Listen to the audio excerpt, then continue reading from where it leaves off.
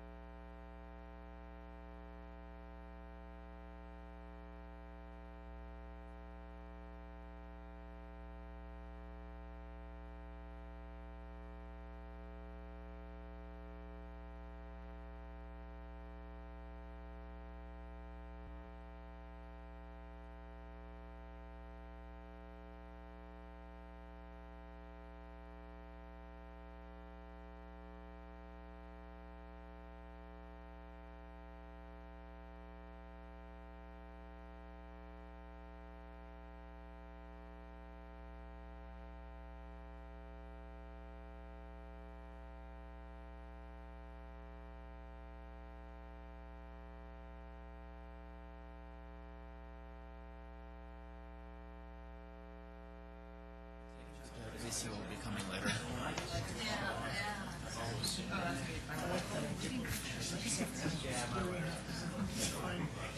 All right, Matt, we might as well start because maybe Lisa will join us a little bit later in the meeting.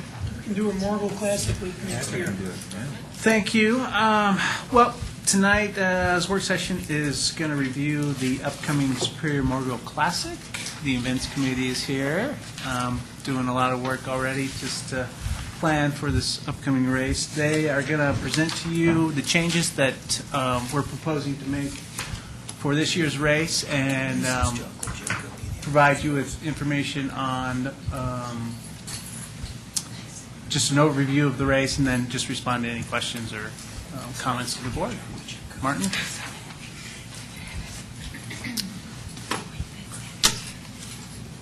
Good evening. Thank you for letting us have some time tonight. Martin Toth, town staff. We prepared a quick PowerPoint presentation. We wanted to go over just a couple of things, reorient folks with the event, say hello, and get everybody ready for this year's version, and make introductions. Introductions for this year's event team. You'll see a couple of new faces involved in the team, but the core group is still here and raring to go. We've been thinking about this event really since the day it stopped. Really that last day, thinking about what to do this year. We've heard from a lot of folks, and we had a great debriefing session with this group in July, and thinking over the fall what to have this year's event look like, and make some tweaks that made sense and made budgetary sense. It's been a great process, and it's been great to get started again. Like anything, the first year is always really going to be the toughest hurdle in a lot of ways. So we're really looking forward to year two and having a great event. So first, before we get started, I'd like to introduce the team. Christy Audette from All the Details will be the town's lead event coordinator with this project, and then our co-sponsor with the Chamber of Commerce, Heather Craycraft, executive director, and then Sergeant Chamberlain, the police chief now. He was actually part of this event last year, is familiar with it. So even though Sergeant Cullen was still the county's lead person here, Jim's very familiar with the event and the detail and the logistics, and has been involved all along. And then next to him is Dana Lewis from Rocky Mountain Fire Protection District, who came in at the latter portion of the logistics and planning last year and proved invaluable in helping us put together a great emergency plan and a medical plan that we'll tweak a little bit this year and make a few changes. Dana and his team had some great suggestions. And then a new face, Angie Jeffords from All the Details, a new staff member who will be part of this year's team. She has a great background in foundation work and fundraising and marketing and outreach. Will be a great addition to All the Details team and our events team. And then next, Patrick Hammer, a new staff member with the town. Rec manager who will be assuming a lot of the lead role that I had done in the past couple of years with events in general and taking on a big chunk of the work with this project for 2011. So that's kind of the team. Just to kind of... And Brian.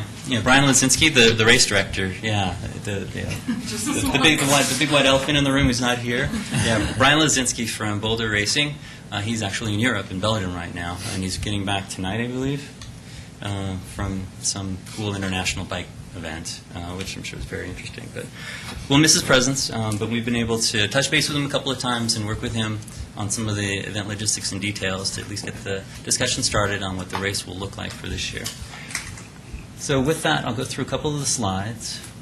And as always, if you have any questions, feel free to interrupt. So we'll go over the purpose for tonight's discussion. As Mr. Magley introduced, we want to reorient folks and let everybody know just exactly what's going to happen this year and how it'll be different from last year. And I'll go through about 10 slides, and then feel free to ask any questions, and we'll do what we can to answer them and take notes and get back to you on anything. The course, everybody's pretty familiar with the course, but in case anybody's watching or hasn't heard about the course, this is the traditional Morgul-Bismarck course that was very popular and began as the Red Zinger Classic in the mid-'70s and became the Coors Classic and expanded through the course that we were familiar with from McCaslin to Highway 128 to 93 and then Marshall and back around. It became the Coors International Classic, which was it became really the foundation, the bedrock of modern American cycling. It launched dozens of careers, dozens of Olympic athletes participated, and launched, in a lot of ways, the career of Greg LeMond, who was the Coors star rider back in the 80s. The history of the event. This is the second year. We put together a plan to start this with a big regional event. We rethought the focus a little bit. Scaled down a couple of pieces to focus on a couple of real specific areas that worked real well as an event piece and also as a race piece and as a great way of depicting and sharing the story of the town and helping people get familiar with the town and what the town has to offer.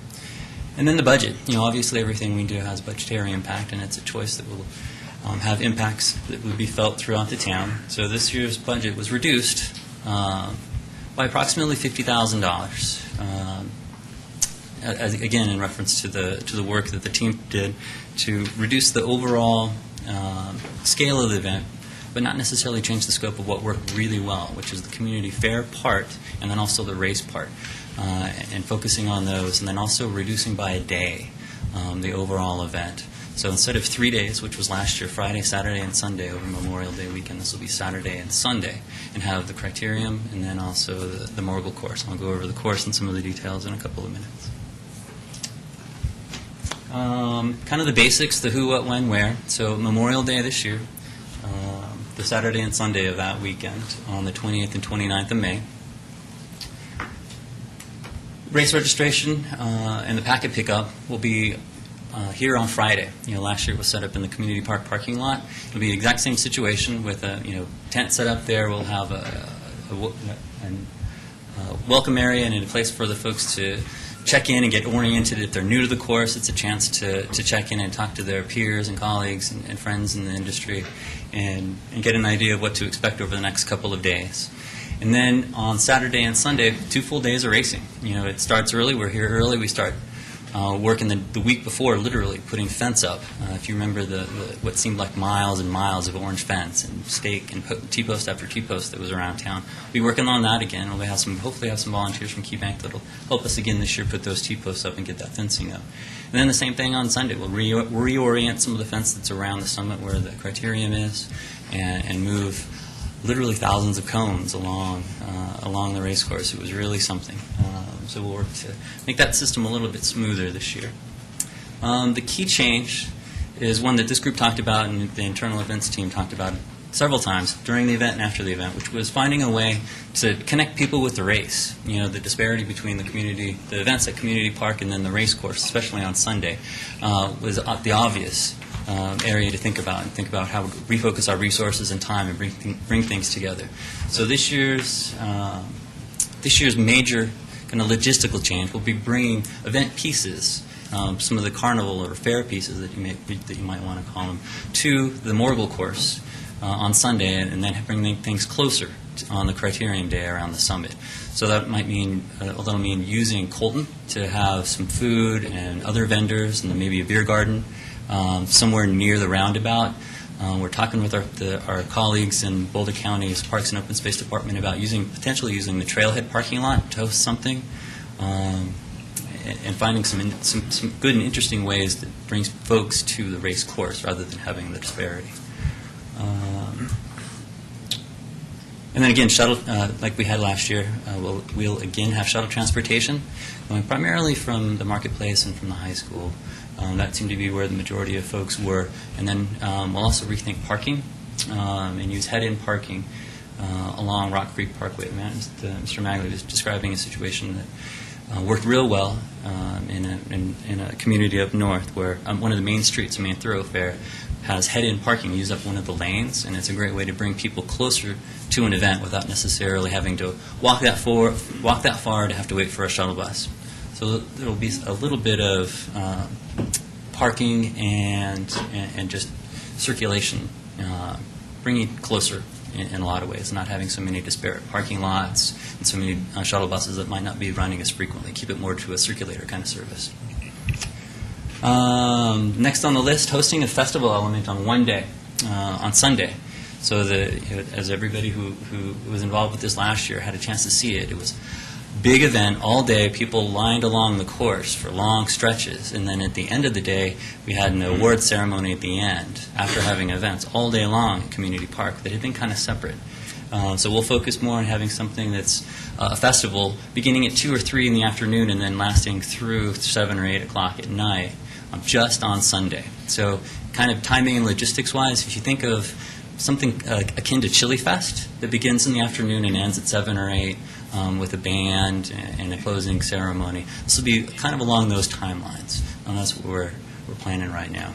And then again with the award ceremony at the end, we'll work on some of the hiccups that we had on communication last year with trying to get the results in on the same schedule that the racers were interested in, and then having a headline concert at the end. So rather than a day long of concerts, have one headline concert at the end and maybe somebody else who wants to just open for us. And then probably the second biggest item that folks mentioned to us, besides bringing the people to the race or the race to the people, was the entrance fee. Trying to figure out the gate logistics and cash logistics for food and beverage transactions, for beer transactions, and then also for just gate entrance transactions. Was a great consumer of resources and time, and was probably a hindrance. We heard from several folks that either were interested because they potentially thought it would be something that was greater in scale than we normally do, or they were disinterested because it was something they had to pay for when folks traditionally at town events have been able to enter for free. So that was the second most significant change for this year. The course itself, if anybody who's watching isn't familiar with it, this is the course. It's around the Summit Townhome Complex at Rock Creek Parkway in Colton. So Safeway Mall, Rock Creek Village is up here. The Land Rover dealership is right here. The course is about a little less than a mile, and it's a criterium course, so people are timed, and they do a lap. It's about 1/8 of a mile around, and everybody is timed. The closed course is set up at about 7 in the morning and lasts until about 5:30 at night. Last year it went a little closer to 6-ish, I think, and then it takes a while to break everything down and move the race truss out of the way, the start-finish line. So we tell people it's 7 to 7, to plan on the closure. As you can see from the map, part of the course goes through the Summit townhomes. And the HOA there has been great to work with. There are a couple of great board members that remember the race, and one in particular who participated and volunteered in helping with the race back in the days of the Coors Classic. They've been great to work with.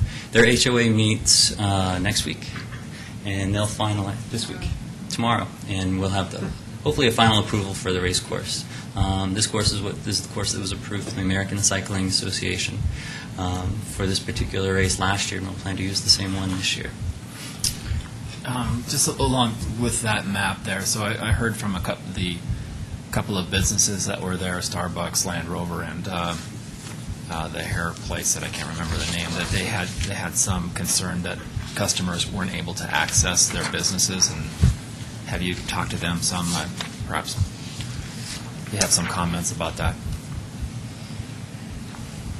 Yes, I'd like to introduce my colleague, Heather Craycroft from the Chamber.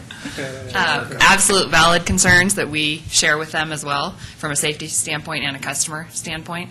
Honestly, Ed at Land Rover and I have been missing each other, so we're waiting for his okay to. We have a few ideas really to kind of bring the party to them. Maybe a VIP tent hosted in the parking lot of Starbucks next to Form and Function and Starbucks, which I ran past Starbucks and they were thrilled with the opportunity to have more customers. They do have a concern, obviously, with getting people there. And then we've talked about a real significant, almost, highlighted path for pedestrians to come across there that is fully marshaled, fully safetied, and obviously working with the sheriffs and the marshals of having that, obvious path for both customers and watchers of the race. Whatever we could do to help the businesses there would be great. Maybe that involves moving some of their cars out. They can market it someplace else, or whatever. But that would be great. We absolutely agree. So Yeah, we could have part of the course include a bike through Starbucks, where they have to order a coffee. You can't finish until you've had a coffee. The power for that last time up the wall. Yeah, that'd be great. So yeah, that was obviously one of the concerns we heard loud and clear from several of the business owners in the area, and we'll do what we can to find some new ways to engage them. Like a lot of folks, a lot of people wanted to just kind of see what happened after the first year, and talk about some of the tweaks and changes for the second year, and we'll look forward to some changes like that for this year and going forward. Hopefully having an occasion to bring folks there rather than isolating them as an island will really be the focus this year.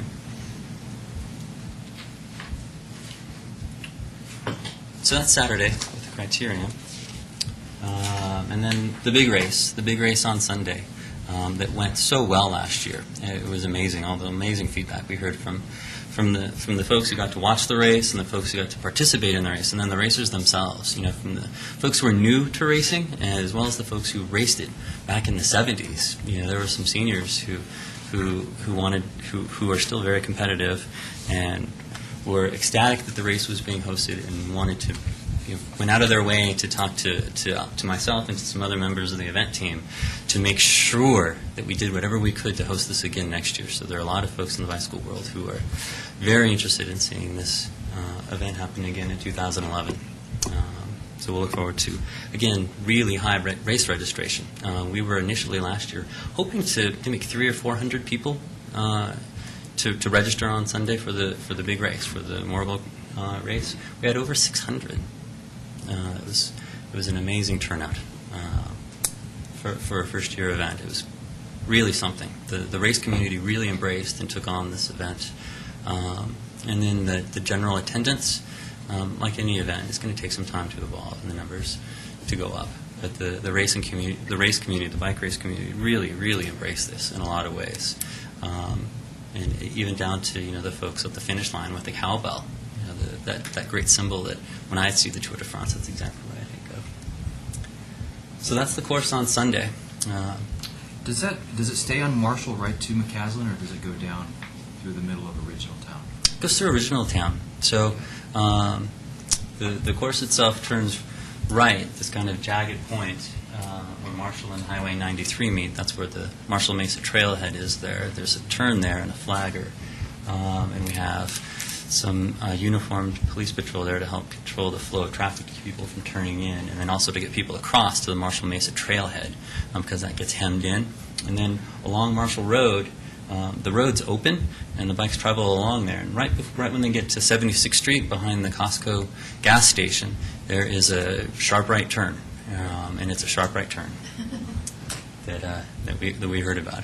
So it travels along 76th, and then turns left on Coal Creek, and then turns right out here in front of Town Hall. Same course as last year. Same course as last year. So yeah, the three neighborhoods that had the most significant direct impact from the race course limited access traffic plan were Original Town and the Ridge and Calmonte. Residents who lived in those neighborhoods had limited access. At no point were they ever unable to pass across either Coal Creek or Colton or McCaslin. But they might have had to wait a few minutes, and at no point was EMS service ever prevented from getting through. But it might have been the kind of thing where the traffic plan that we worked on last year worked real well.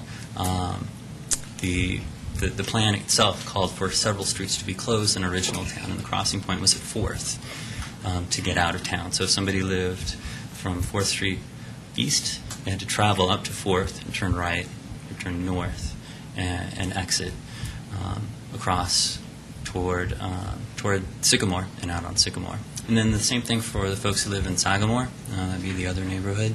There was a uniformed police presence at Sycamore and 76th to direct traffic across as there were breaks in the bike traffic.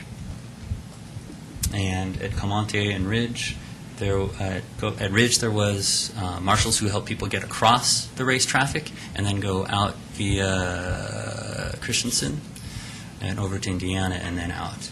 And then at Calmonte, Colton, there's a pork chop in the road in front of the Calmonte to exit that had a few delays as some of the groups left for the starting line. Is that just for the start of the race? Mhm. Calmonte is... Yeah, it's a neutral start where the pack starts, adjacent to Community Park and then cuts through just the corner of the roundabout and then heads up to the start-finish line, and that's when the timing starts. So they get a little preview of the race by going up the wall just for fun. One extra time. Just one extra time to get loose. Martin, could you tell us what kind of problems we actually had, if any, in Original Town in Sagamore last year? I know there was a lot of concern, but what problems actually manifested themselves? The specific problems, I didn't hear of any. I had a chance that morning to help with the setup here in Original Town and help find the owner of a car that had been left on Coal Creek.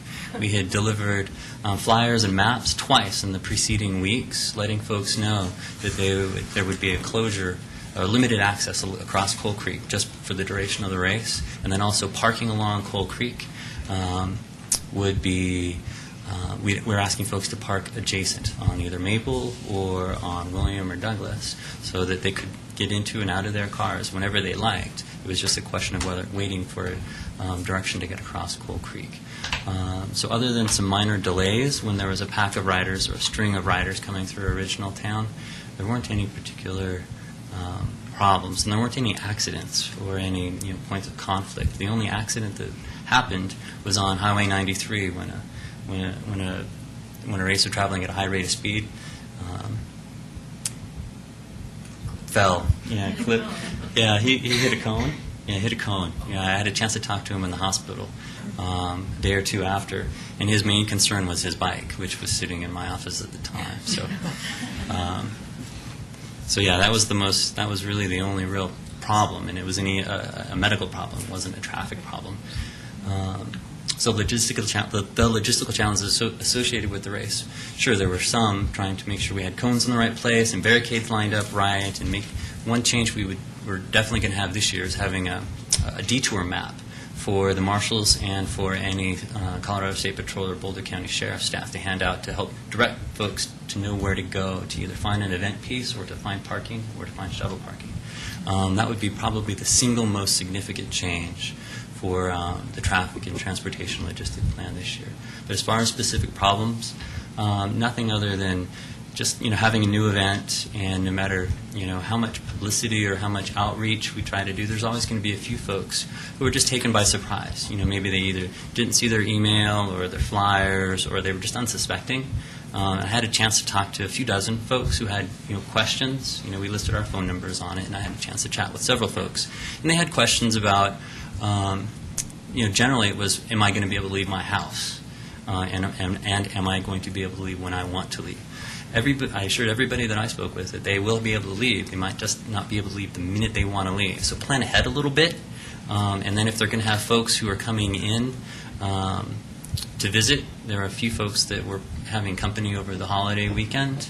For the majority of them, as soon as they knew the schedule, the fact that their street wasn't going to be closed off for 3 days, then it was just a question of just planning a little bit on their part to make sure that the guests that they had coming in from out of town could come at the right time or had a good way to get to their house. There are a lot of folks who are newer to town that weren't familiar with the Morgul course, and they didn't know if McCaslin would be accessible at all, or if Highway 128 would just be closed both ways, or if it would be possible to enter town from the east, from Broomfield.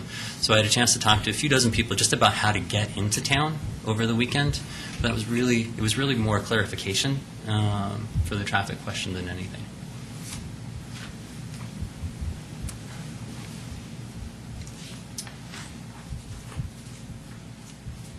We started talking about traffic, so some of the highlights. The notification plan and the traffic plan that we worked on a lot last year, we'll spend a little bit of time tweaking on, like I mentioned earlier. Once we got in the first year out of the way, now it'll be a little bit more revising something that worked reasonably well for the most part, and finding the few areas that really needed some attention, finding some ways to address those. For the summit, it was making sure we have the course approval put together, and then thinking about how to just strategically place some marshals in ways that made sense. And then our colleagues with Rocky Mountain Fire had some suggestions on kind of how to differently station stuff and folks to make sure people could get through. We also had the sprinklers turn on at some point, so we'll do what we can to make sure some of those small tweaks get straightened out for this year. And then the resident notification, the HOA that works and takes care of the property over at the summit was great to work with. They have flyers that they put up on their mailboxes. They have a newsletter that goes out, and then they also have a reverse phone call tree service, so they could allow all the folks who might not be the person who pays the utility bill to get a phone call. They might be the person of record for their address. So the HOA has been great to work with, and for the most part, the folks who lived on the part of the map that has that get hemmed in briefly. There were several of those residents that I had a chance to talk to, and I think some of the other event team members had a chance to talk to, just helping them figure out where to park their car, because there are some garages that get fenced off with the orange event fence, if you remember that course. So letting folks know that parking was available throughout their neighborhood, just not right on their street. And then for anybody who really needed to get out and really didn't want to have to wait for race traffic or break in race traffic, Rock Creek Circle is still open and there's parking along there. So before the race, I had a chance to go through the course, and there were several folks who had parked along Rock Creek Circle to take advantage of the fact that there wasn't anybody there yet, and they could park there to get out early.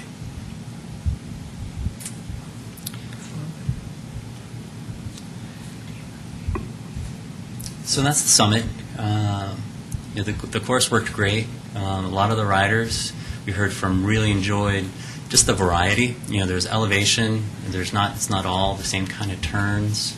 I think the people in the race world call them business park criteriums, because it's just kind of like a NASCAR race where you just make a series of right turns. This added some more technical elements that a lot of the riders who participated thought was great.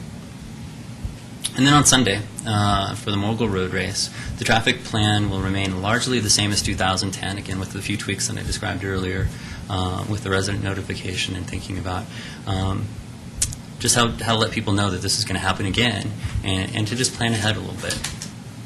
The tweaks here will, again, be focused similarly to the way that the criterion is, with the increased presence of some course marshals, making sure we have somebody on every corner and making sure that everybody has a broom to clean off the cross pans as debris gets pushed in and the wind blows and things like that happen over the course of the day. And then making sure we save some room in the budget to make sure everybody has a radio. The radios that we had that weekend, if you had a chance to see us, those were the really cool radios that the public safety folks get to use. And they worked great because our cell phone batteries just won't last that long over the course of the day, and sometimes it would require several team members to be involved in a particular question or a decision or resolve an issue. So having the radio set up was an immense benefit. But unfortunately, the folks who were on the other side of the course at Highway 93 in Marshall, they couldn't hear us because of the line of sight issue. The radio waves just wouldn't go over.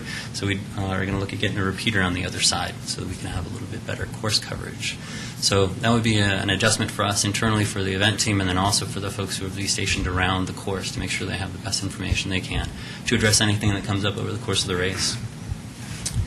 And then the State Patrol and the motorcycles, if you had a chance to notice last year, it was great to see and very impressive to see, a couple of dozen motorcycles cruising the course to make sure everything was safe, obviously, number one, geometrically worked for bikes, and that the course was safe and there wasn't any debris or any other safety challenges. But there was a lot of Colorado State Patrol presence, and then right at the end of the race, it ended, and we didn't have the breakdown, the teardown that we would have wanted, that would have been staggered slightly. So as the last rider in the last race makes their way around the last curve, work with our folks who have the traffic cones and the barricades and the other rental pieces on their trailer to pick those up before some of the staff starts dropping off. That's really going to be the tweak there. Just maybe not, we'll have the same amount of State Patrol presence and Boulder County Sheriff presence, but just spread it out a little bit over a little bit longer time to make sure that both setup and tear down are effectively managed.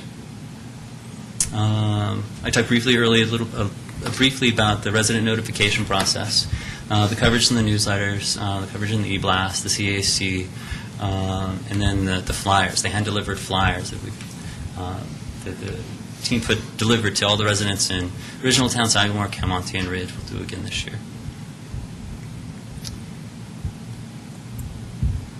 And that's it for traffic plan. This is just one of those things I could spend hours talking about this. I don't want to give you too much information. All right, and so kind of where we are to date for this year's race. I introduced the planning team. We're in place. We're mobilized, and we're thinking about what to do next and how to get where we want to go to host a great event this year. Sponsorship. Some of the key conversations are always going to be about budget and sponsorship and helping offset the cost of such an expensive event in some ways.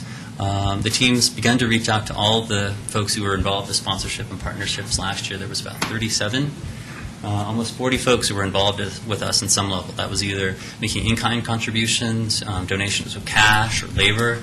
It was great to have that kind of participation. So all the folks who participated from last year, from some of the bigger names like CoCal and THF Realty, down to some of the smaller companies, they'll all be approached. And we're hoping for about 75 or 85% return. We heard from a lot of sponsors last year that they were really happy, number one, with the event, and then the exposure, the number of eyeballs that they received from their market, focus. We had real good response on. So we're hoping to have about 3/4 of the folks come back. What's the sponsorship goal total? The goal, in my mind, would be to offset the entire expense of the event. The budget's predicated on about $34,000 in cash. And you've got 10,000 already. 10,000 already, and then the obvious flip side of that, is, aside from cash, is cost offsetting in-kind donations, whether that's water or water bottles or T-shirts or posters or some of the paper goods or food to host some of the event pieces. Last year we had about $75,000 worth of actual cost offsetting stuff. I made a list of a few of the items because I knew I wouldn't be able to remember them.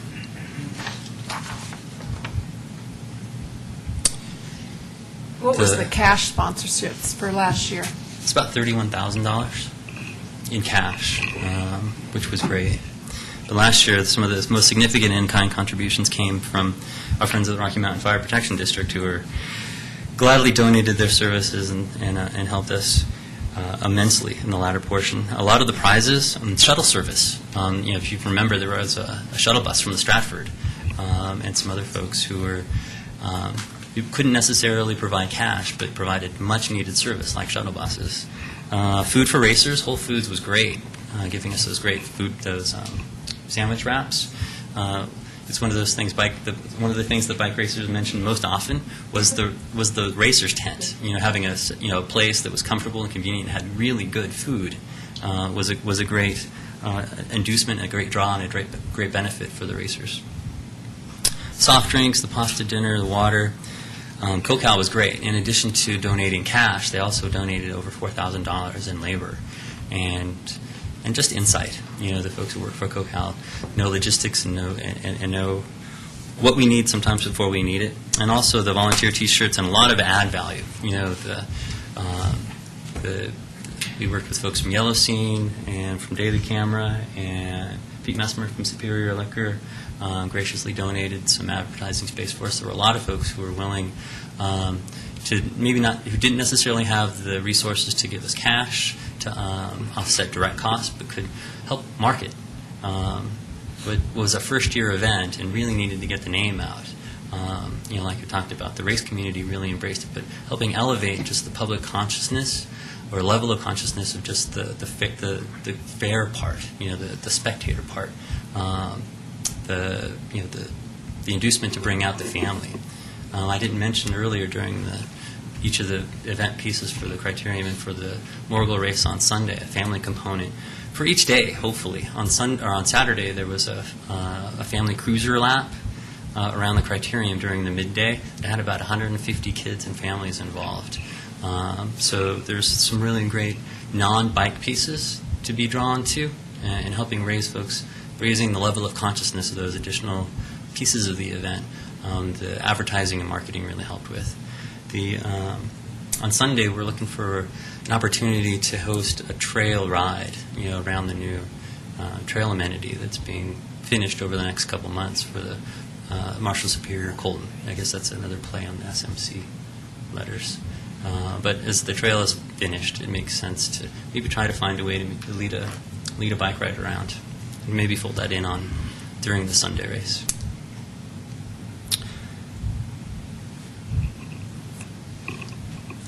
The dates. One of the things that this group had talked about and we on the internal events team talked about were the dates, whether or not the dates made sense, whether it made sense to keep it on this date, to have it on a non-holiday weekend or a weekend later in the year. The way the ACA calendar is put together, that Memorial Day weekend really is a great window of opportunity to have a lot of folks who are part of the association come to an event. The real competition that weekend is, as we talked about before, the Iron Horse event in Durango, which is a different kind of race, a different kind of demographic, and obviously very far away from here. But the other weekends that are part of the race schedule, there's just not a lot of opportunity to have a good weekend that would make sense to not compete with a lot of other established races. So that was the rationale for staying with Memorial Day. And maybe in one of the out years, if it makes sense to think about another day, we can.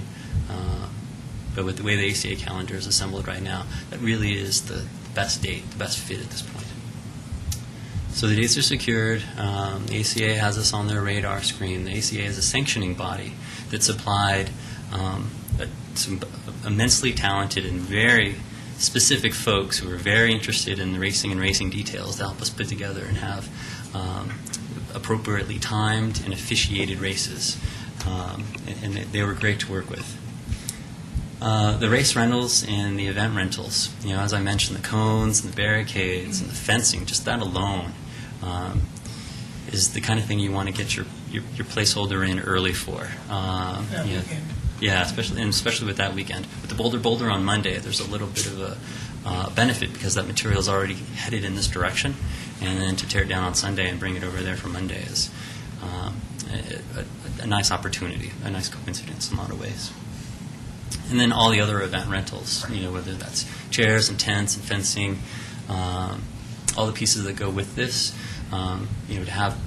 It's a holiday weekend. It's a busy weekend, and to be sure and get our reservation in early and make sure we have the equipment we need is important. The stage and sound technician, we haven't talked about some of the entertainment stuff. We're going to save that for a big unveiling. But making sure we have the big stage. It's a great stage company that provides that stage and all the sound equipment. They've been great to work with, so we wanted to get on their schedule early. The children's activities. We thought about different ways to integrate some activities, again, not necessarily focusing on Community Park, but bringing some activities over to Colton and McCaslin and some areas near to the race course. And then on Sunday, during the fair event, the afternoon fair event, have some activities, again, at Children's Park then, but just then, and then find some ways to tie that in with the race. We're looking at a company that provides a video screen, so maybe for the last hour or so of the race, the folks that are over at the park see what happens at the finish line, which would be a great addition. The website, if you had a chance to look at the SMC website, the graphics have been updated, the text and narrative have been updated to reflect where we are right now. A lot of the elements of the event have stayed the same, but the pieces that have changed, we've cut and eliminated some of those, and we'll supplement it and add some additional information, and some of the additional details are fleshed out, and then listing the volunteers and all the there's some bullet points there to help remind folks that we're going to need some volunteers again. There are a number of folks a number of you folks that were involved, and it was great to have you last year. We'll hope to have board members and committee members and just folks who are interested show up again. But the volunteer force that was recruited was great. And there was a team member, Lori Rome, who was not here. She was great and did yeoman's work to try and garner and gather all the volunteers that we needed for last year's event. We'll do a lot of the same this year to make sure that we have, again, the course marshals and the event folks who need to help us pull this off really there. And then the save the date, ads and announcements. So we've referred to marketing and advertising a couple of times over the first part of this discussion. The getting the save the date stuff in the race magazines, we've already taken that step. To get in the competitor magazine and get in Bicycle Colorado and get on 303cyclings.com's radar. So we've already done a lot of that to get in early and make sure everybody who's involved in the racing world has this on their radar screen.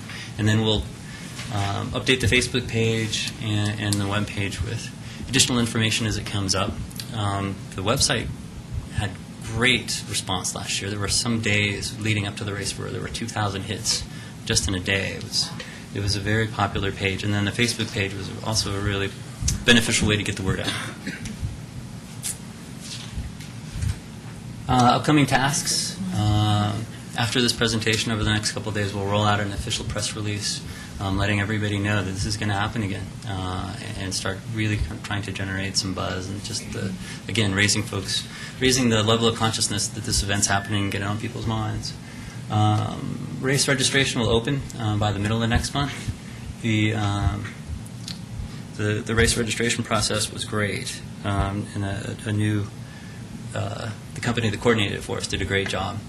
We'll think about the logistics and how to host and just position things along the rights of way in Colton and McCaslin to take advantage of some of the space around there. We have Colton, we have the right of way around the trailhead, we have the flat part that's up near the finish and start line. Try to think about positioning, pieces of the event so that it is interesting and attractive for folks to hang out there. And then also, of course, have some entertainment pieces, have the food and some vendors in that area. So again, that you have the flow of the event around the bike races itself. Traffic control plan meetings for the Department of Transit and the State Patrol.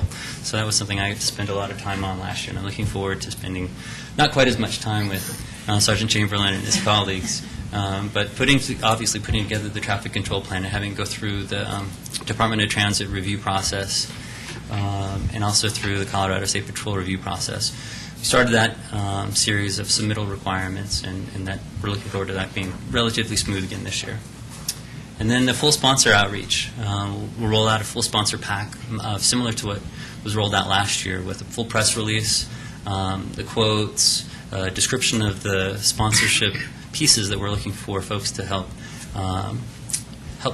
jump on board with, to help offset, again, some of the costs and help them just reach new markets. And that's all going to happen over the next couple of weeks. So even though it's going to seem like a lot of things happen at once, there's been several months of preparation and work that's gone into this. And that's really about it. So, Chris, do you want to start? Yeah, I think there's been a lot of discouragement or disappointment that this race wasn't part of the Quiznos race. And is there a plan, or do we need a plan to make our race stand out from the Quiznos race? Well, I guess the long story short is our race, the Morgul race, has a deep and rich history that is totally separate from the Quiznos stage race. The fact that ours is earlier in the season and has a real unique sense of market, and that it's real local, is great in a lot of ways. And a lot of people who are from around here or in the region or around one or two states around here that want to participate in the Quiznos race, they're probably going to want to be in this race first to maybe get an idea of what the environment's like here. So in some ways it might be, in my mind, a feeder for the Quiznos race. It's not necessarily a competition with it. It'd be more of a complement in a lot of ways in my mind. When is the Quiznos race? August. Yeah, end of August. Okay. So it's about 3 months. Yeah. Okay. So there's some separation. It's another reason to keep the date for ours, well ahead for the season. Lisa? I know, I feel really well briefed, thanks. And the only thing I didn't see on your to-do list was get good weather, right? I got one thunderstorm. Yeah, the hailstorm that we had on Saturday night was memorable. Didn't happen during the race. Yeah, yeah. Happy for the small ones. So I have a number of questions. I was politely waiting for the questions and comments section because you were very detail-oriented, and I appreciate that. First of all, I was kind of hoping to see a drawing schematic of some sort of the festival component in with the race. I mean, how that all looked on paper in a drawing, just like you have the map of the Morgul and you have the map of the Criterion. I was also looking for that. It would be good to see where you're planning on putting everything and how it all is going to fit in, especially the concert part and how it all will feed down Colton Road. I'm just assuming. In my mind, I have no idea. I'm just making it up here. It looks like it's going to go down Colton Road and maybe jump over through the roundabout over to the trailhead. I mean, I don't know. I just wanted to see how that will work. And then the other things, I was wondering, some of the, how do we get the word out on some of these details that have changed? For instance, there's no entrance fee. I think that's huge, personally. I think that's really big. The festival being on one day and the times being different. They're not all day. That's huge to me. And then, obviously, the race. I don't think you have a problem advertising the race. I think it's more the festival. What I heard the most during the whole time was, oh my God, I didn't know there was a festival going on.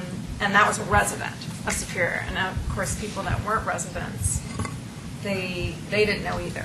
So, and I don't doubt that we were trying to get the word out. I mean, I saw it, but not everybody did. So I'm wondering how we do that. And then I was looking at, we're thinking of doing an e-blast, which is great. And I think that if we did a multiple e-blast notification, same details over and over, because people obviously delete it, it goes in their, spam, or they have 100 emails and they don't read it, one or the other. I just think multiple notifications. And let's see here. And then I also wanted to know one other thing, as how pedestrian access, sidewalk access will work with the festival component. So I just wanted to see that as well. So the schematic pieces, the additional renderings and drawings, I can kind of go over with you bird's eye view here now, but if it's okay with you, I can work with the team to put together a diagram. It can be, a little kid drawing. I don't care. But an idea of what's where. Exactly. Little boxes, whatever you want. Sure, I'll that'll be take easy. anything. And then as far as publicizing the changes, the marketing plan that we had for last year obviously worked really well for the bike community, trying to find ways to, in some ways, morph that into, the general event attendance folks, the people who would be inclined or could be potentially induced to come visit the event. That's going to be the challenge for us this year, really getting the word out and finding some new and innovative ways to have as much response from people as we did last year with all the different media that we used, and then just push it even a little further.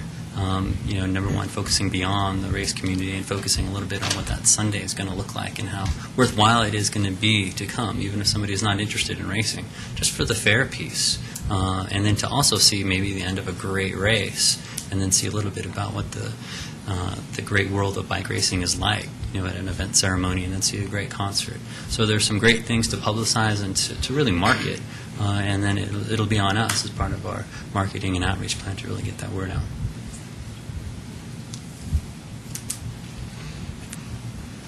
Anything? Joe? Just a thought on that. I don't know what engagement we have with the local schools about knowing, having them involved in the race, and just flashed through my mind of give every kid in the elementary schools and middle school a T-shirt. Because at least their families will find out. And I was amazed at the people in town that did not know about this. I don't know how they didn't know about it, but it still amazed me they did. And so, one of the things we have in town that hit everybody, of course, the schools are probably one of the bigger areas for hitting families. Yeah, school newsletter that comes home in those Friday folders. It's the first thing I read on Fridays. I'm going to assume a lot of other parents are the same way. So yeah, that'll be a great avenue. If they are, if they're amenable to assisting us. But there must be some kind of legal aspect as far as what the schools can advertise for at the town. I mean, I haven't worked in the schools. I kind of know that little component there is a little tricky. Yeah. So There how we you get them around that. T-shirts. Yeah, we'll look for some ways Other to questions? help get the word out. Engage them somehow, Mhm. more rather than Competition. just advertising, right? Maybe we can get the gym teachers to kind of do something ahead of time and encourage. I mean, I know there are teams for the Boulder Yeah, at absolutely. the middle schools, things like that. So maybe we can figure some way to do that. That's true. I think they do with their fun run, or there's 5 weeks in a row, they run as a school, and they have someone come in. In fact, Andrew's done the warm-up before for the kids, but maybe that's an opportunity, because they do promote the Boulder during that event, too. So maybe that's an opportunity to promote our own event. And I do know that El Dorado K through 8 has a club that trains for the Boulder, and they run 3 mornings a week or something. So training for a bike race would be pretty cool. Right. That'd be great. Okay. I had a couple of questions. So, do you know how the media coverage was last year? Does anybody have a flavor about that? I thought it was great. Yeah. To get some of the exposure right off the bat. The Daily Camera had an article right after it was announced, and had this great YouTube video link from a race from the 80s. It was great to have that right off the bat. And the Velo News ran it, I think, the month after, and 303. So yeah, some of the main publicity organs in the industry of the bike world How about But it was bike stuff. Yeah, it was real yeah, bike right. focused. I mean, how was the not network, but the local TV station coverage? Any idea? I don't think we had any TV coverage. Yeah, that I nobody know. really picked it up. I'd love to see. I don't know how you can't tell them what to cover, but some outreach to them as much as possible because sure we want to run the great bike race. It's good for community and whatever, but we want to market. We want to use this as a marketing opportunity for the town. So trying to ramp up that coverage somehow would be fantastic. We actually, our new team member Angie found there's 9 News is actually doing a lot of really cool bike-centric things right now. They've got kind of their own little team that I think is helping to promote some bike rolling out a new Cross Colorado new program. So we're actually looking really heavily into that right now to figure out. They have that Metro mix that's part of their, they have a calendar of events and that kind of thing, which would probably be weighted a little more heavily towards the actual concert stuff, but also obviously mentioned bike stuff. But apparently they're doing some PR around that as well. So that if you're advertising with them, they know and you're on their calendar and they know what you're doing, then they're also doing some things, doing some interviews and things ahead of time, especially with TV. And so we're not sure yet exactly how far in we're going to get on that, but yeah, absolutely. And again, I just think that knowing, we can build on last year and people will start to know more, and we're just hoping that each year we'll make better inroads to some of those things. So I think that will help. And what's the level of awards now? I mean, what type of competitor will we attract, would you say? It's going to be the same approximately as last year. The purse itself had some really, the folks who are in the bike world said they were great race prizes. They were in the upper quartile. What were they? The range I have, if you give me 1 second. Our overall prize purse is $20,000. So that is spread throughout several, quite a few categories, obviously, between the 2 days. But then we took that down a little for eliminating that first day. But that's a nice, to be able to advertise that we have a $20,000 prize purse was very enticing, I think, to some groups. And again, with this, I expect to see, we had some good solid level racers in this year's event, or last year's event rather. So again, I think we'll keep building on that and it will get better and better.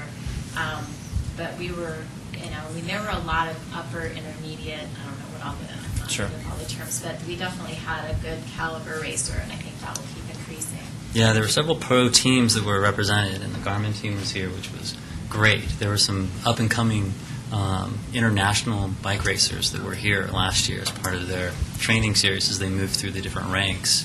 The prize purse, there were some team prizes and there were some individual prizes. The top men's prize was $1,800.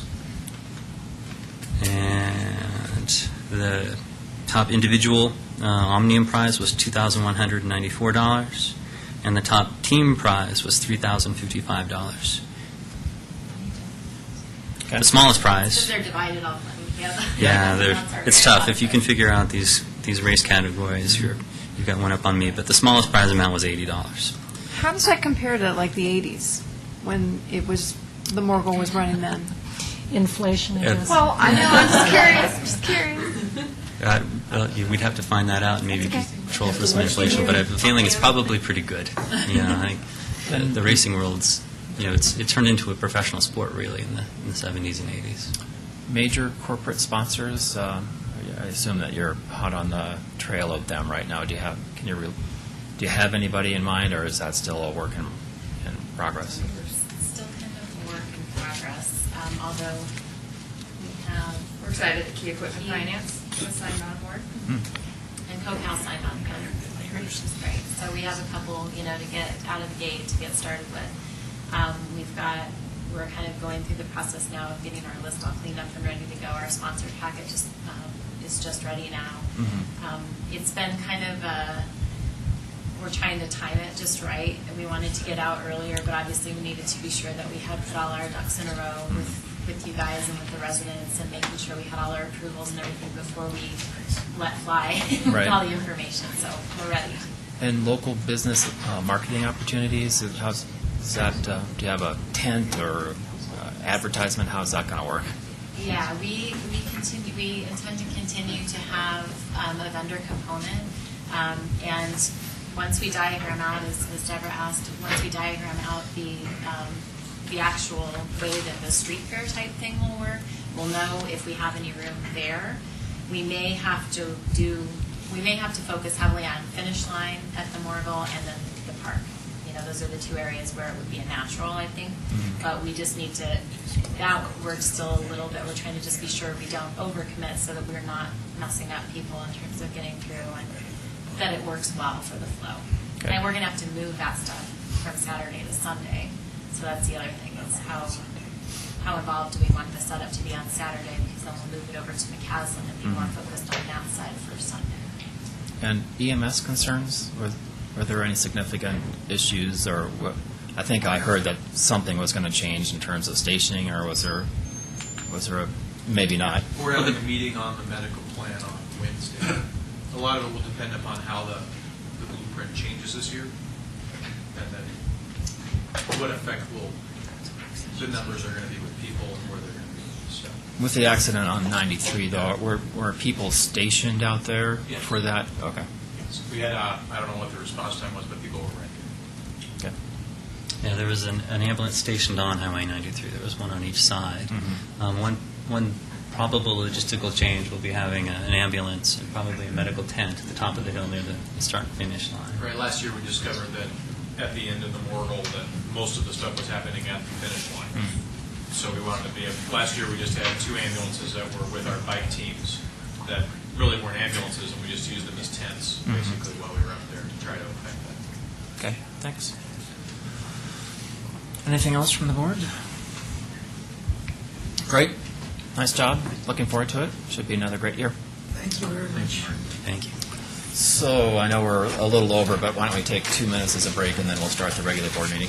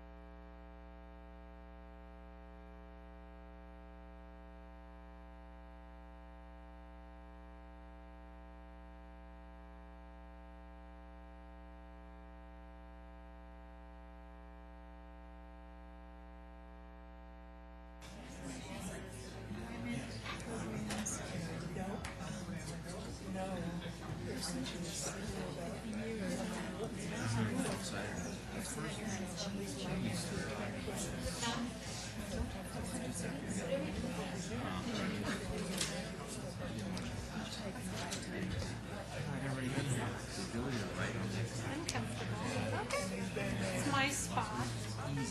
Might have to wrap it up here.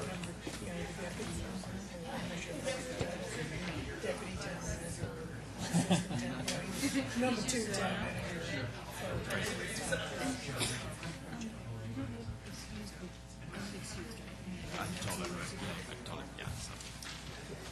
Very good. Welcome, everybody. I'd like to call to order a Town of Superior Board of Trustees and a Superior Urban Renewal Authority Board of Commissioners, and a Superior McCaslin Interchange Metropolitan District Board of Directors, and a Superior Metropolitan District Number 1 Board of Directors for January 24th, 2011. Phyllis, if you call the roll. Okay. Mayor Andrew Buckle, Here. Mayor Pro Tem Eli Gregores, Trustees Joe Sorelli, Here. Chris Hansen, Here. Sandy Pennington. Here. Lisa Skubak. Here. Deborah Williams. Here. Interim Town Manager Matt Magley. Here. Town Attorney Kendra Carberry. Here. Town Clerk Phyllis Harden. Great, thanks. That brings us to item number 3, approval of the agenda. I just, the attorney would like for us to move item what was on the 7E, adoption of a resolution with a Seventh Amendment for the intergovernmental agreement with Boulder County to follow the consent agenda for a date change. Any other changes to tonight's agenda? Seeing none, I'll entertain a motion. Trustee Schoolmaster to approve the agenda, second by Trustee Williams. Discussion? All in favor? Unanimous. Thank you very much.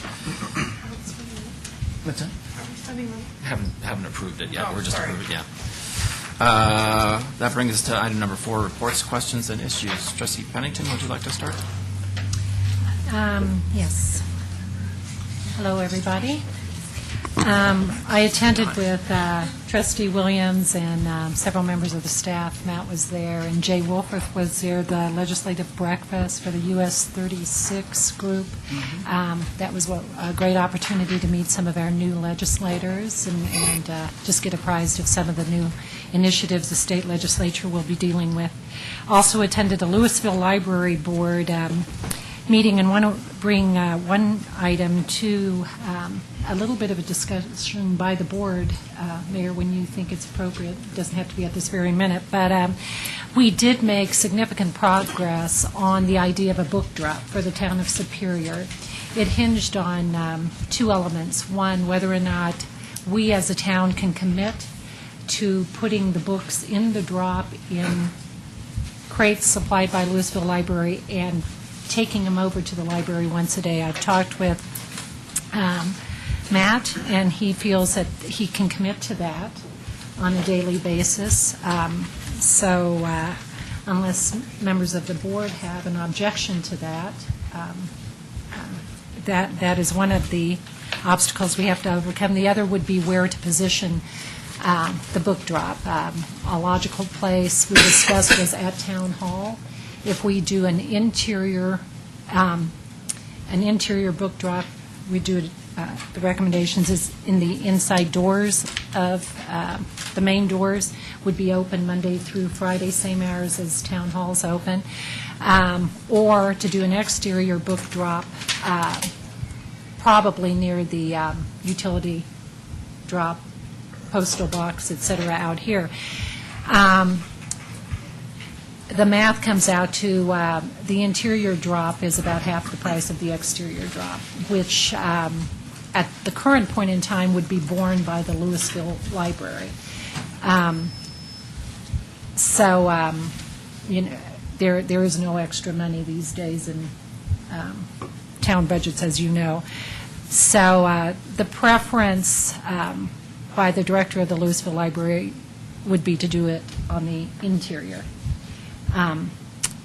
so that we can keep the cost of that book drop down. So I throw both those issues out, committing town staff to do a daily delivery and where we should place a book drop if it is approved by the council in Louisville for the board over there.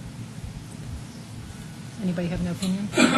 Trustee Skomatz? I think my main opinion would be it'd be really convenient to be able to drop it off on weekends as well, and rather than just during business hours. But it sounds like the containerization would be an issue.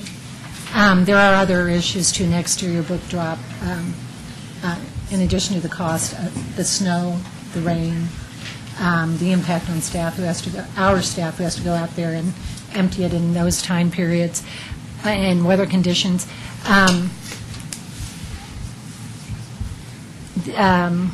We don't have to start at the same place we end up. We can always start at a lower cost option, and if it gets heavy use, we can develop this further, add That would be my the exterior, recommendation, et is that cetera. you might as well start small here at Town Hall, and if you have just, overwhelming Right. demand, then we'll know that we need to go to, another option, so Right. it seems like a...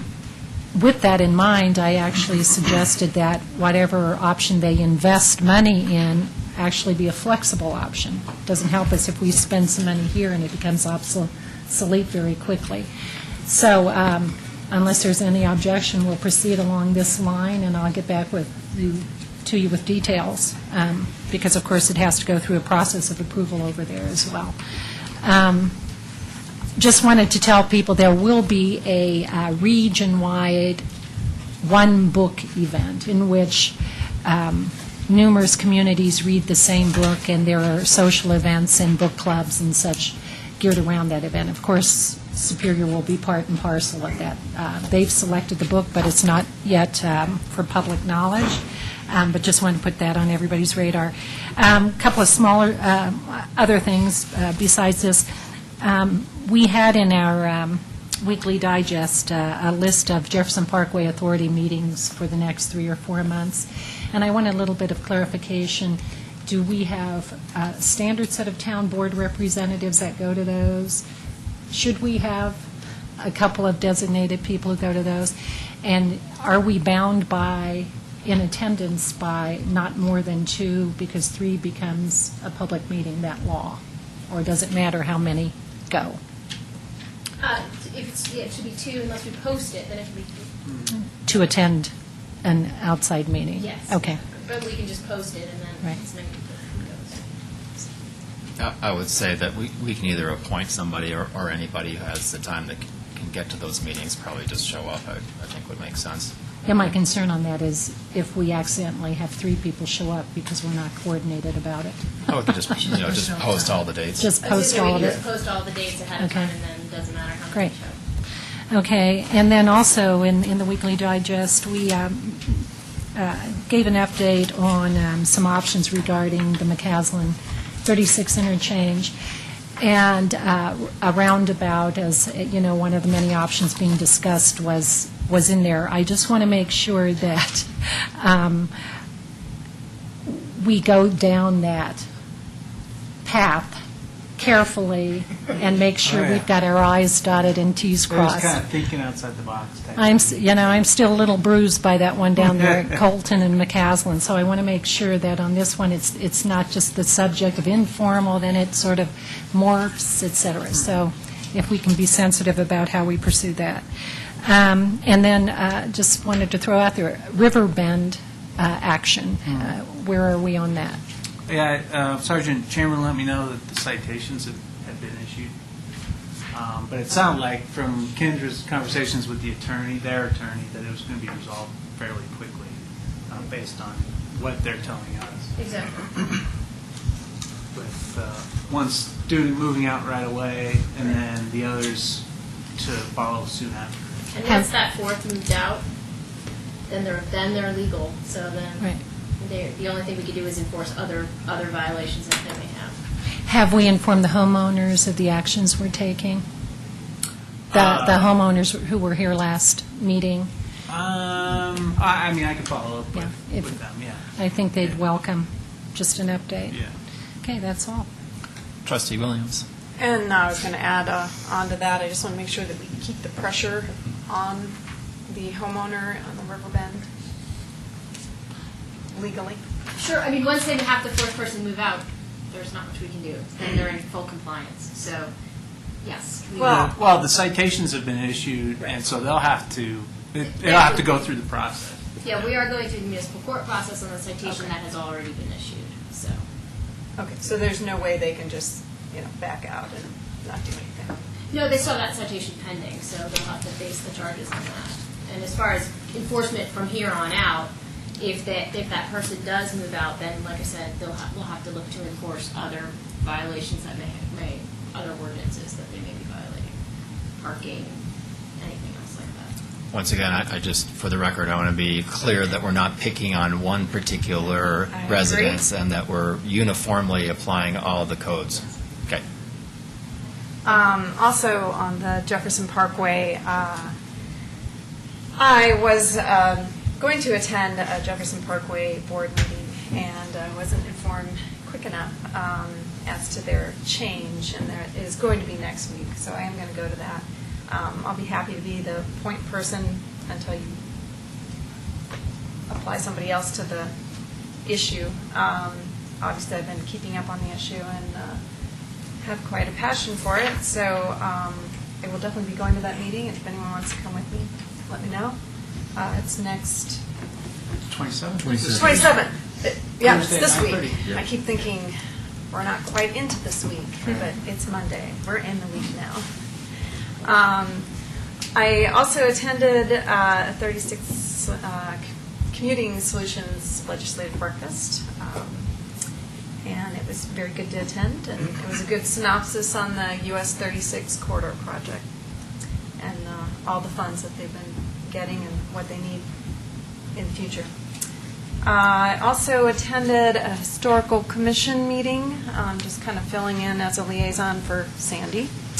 And I have to say that I'm very, very, very impressed with this group of folks. They are very dedicated, and it's a very interesting topic. It's, there's a lot of details, but I found it fascinating. And also, I have recently stepped down from the Open Space Advisory Committee. I've been there for 7 years, appointed on the committee since spring of 2004. And I'm still the liaison for the committee, so I'm not a legal voting member, and I will still attend all the regular meetings, as I always have been.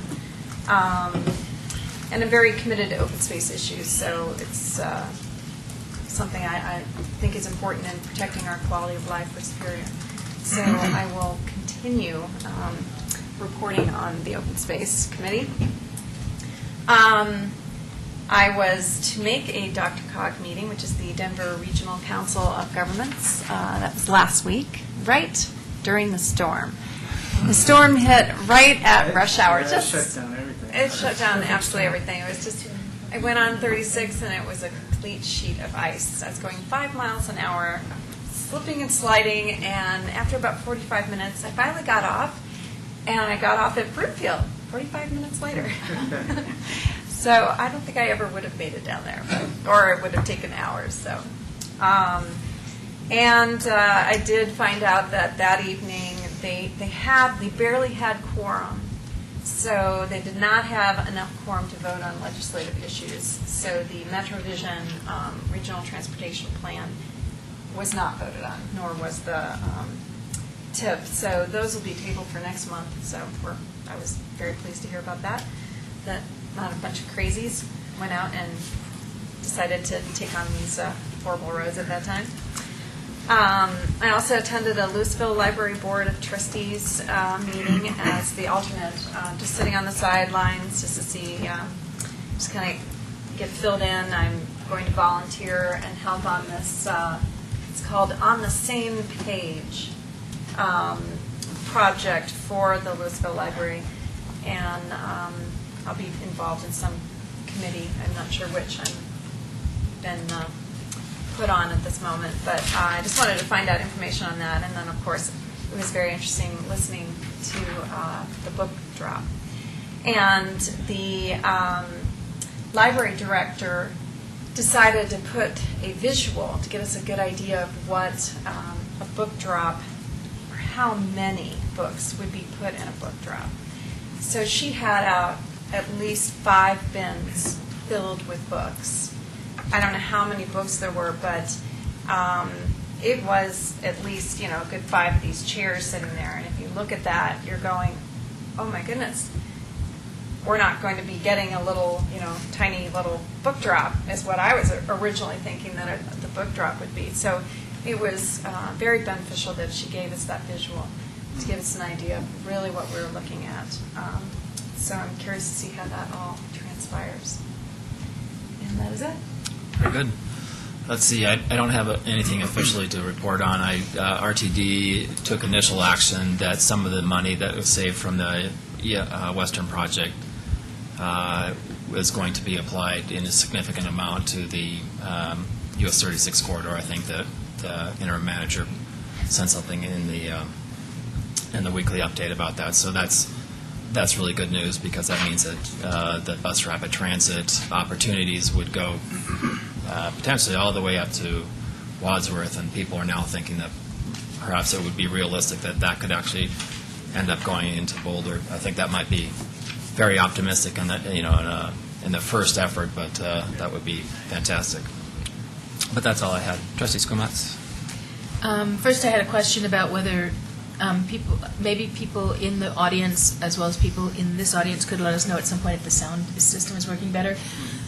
It's sounding better from this end, but I don't know if it's sounding better from that end. So maybe if people get a chance, they can let the town know. Had a coffee buzz a week or so ago, and thanks to those residents who attended, and had a nice discussion of several issues in town, including, attended a Resource Conservation Advisory Committee meeting, and we're doing two programs that I wanted to let citizens know about. One is that Boulder County has an Energy Smart program that's first come, first served, so citizens should sign up for that program. And what it is an energy audit that comes to your house, figures out what kinds of things you need, and then works with you, sort of hand-holding, to not only figure out which things you want to invest in, but also has some financing available, has a list of contractors that they will help hook you up with, and also install some free stuff right away, like caulking, sealing, weather stripping, some CFL light bulbs, and some other things right away, either the first meeting or the follow-up meeting after the audit's analyzed. So it's a little bit like the audit program before, but much better, because it follows through to make sure things get implemented and work, and gets rid of the sort of hassle factor where, oh gosh, I have to find a list, or oh, I have to do something else.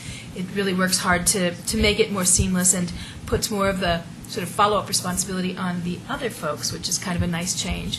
And it's first come, first serve, and our committee's goal is that we get the highest per capita participation in this program of any Boulder County community. So please, it should be on I think it's on the website, but it will definitely give you the phone number in the next newsletter.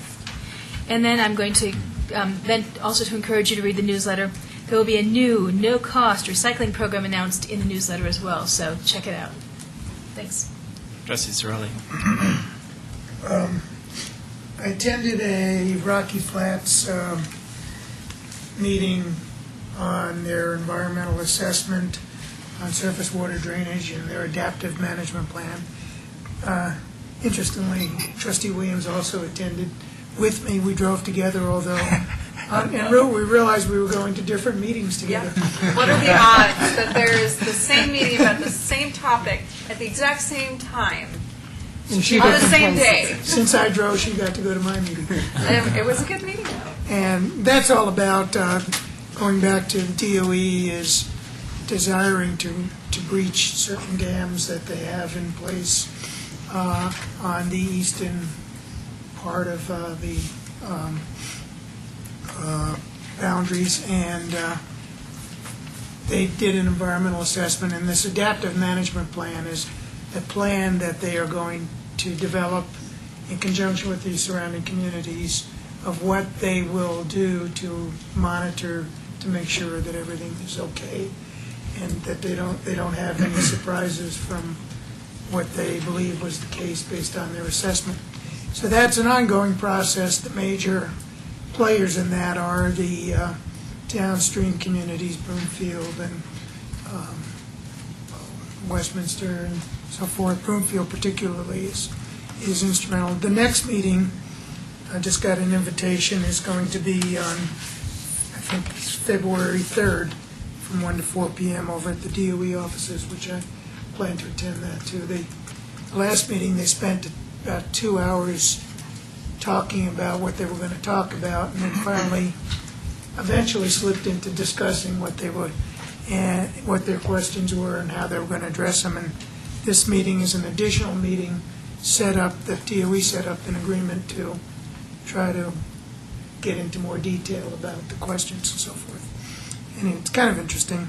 We are not downstream, so we're there kind of in moral support for our other Rocky Flats communities. That's all. Great. Trustee Hansen. Attended a ProStack meeting last Wednesday, and I'll say again that I'm just really happy to be a part of the liaison in that group. It's just really good. We had an excellent meeting.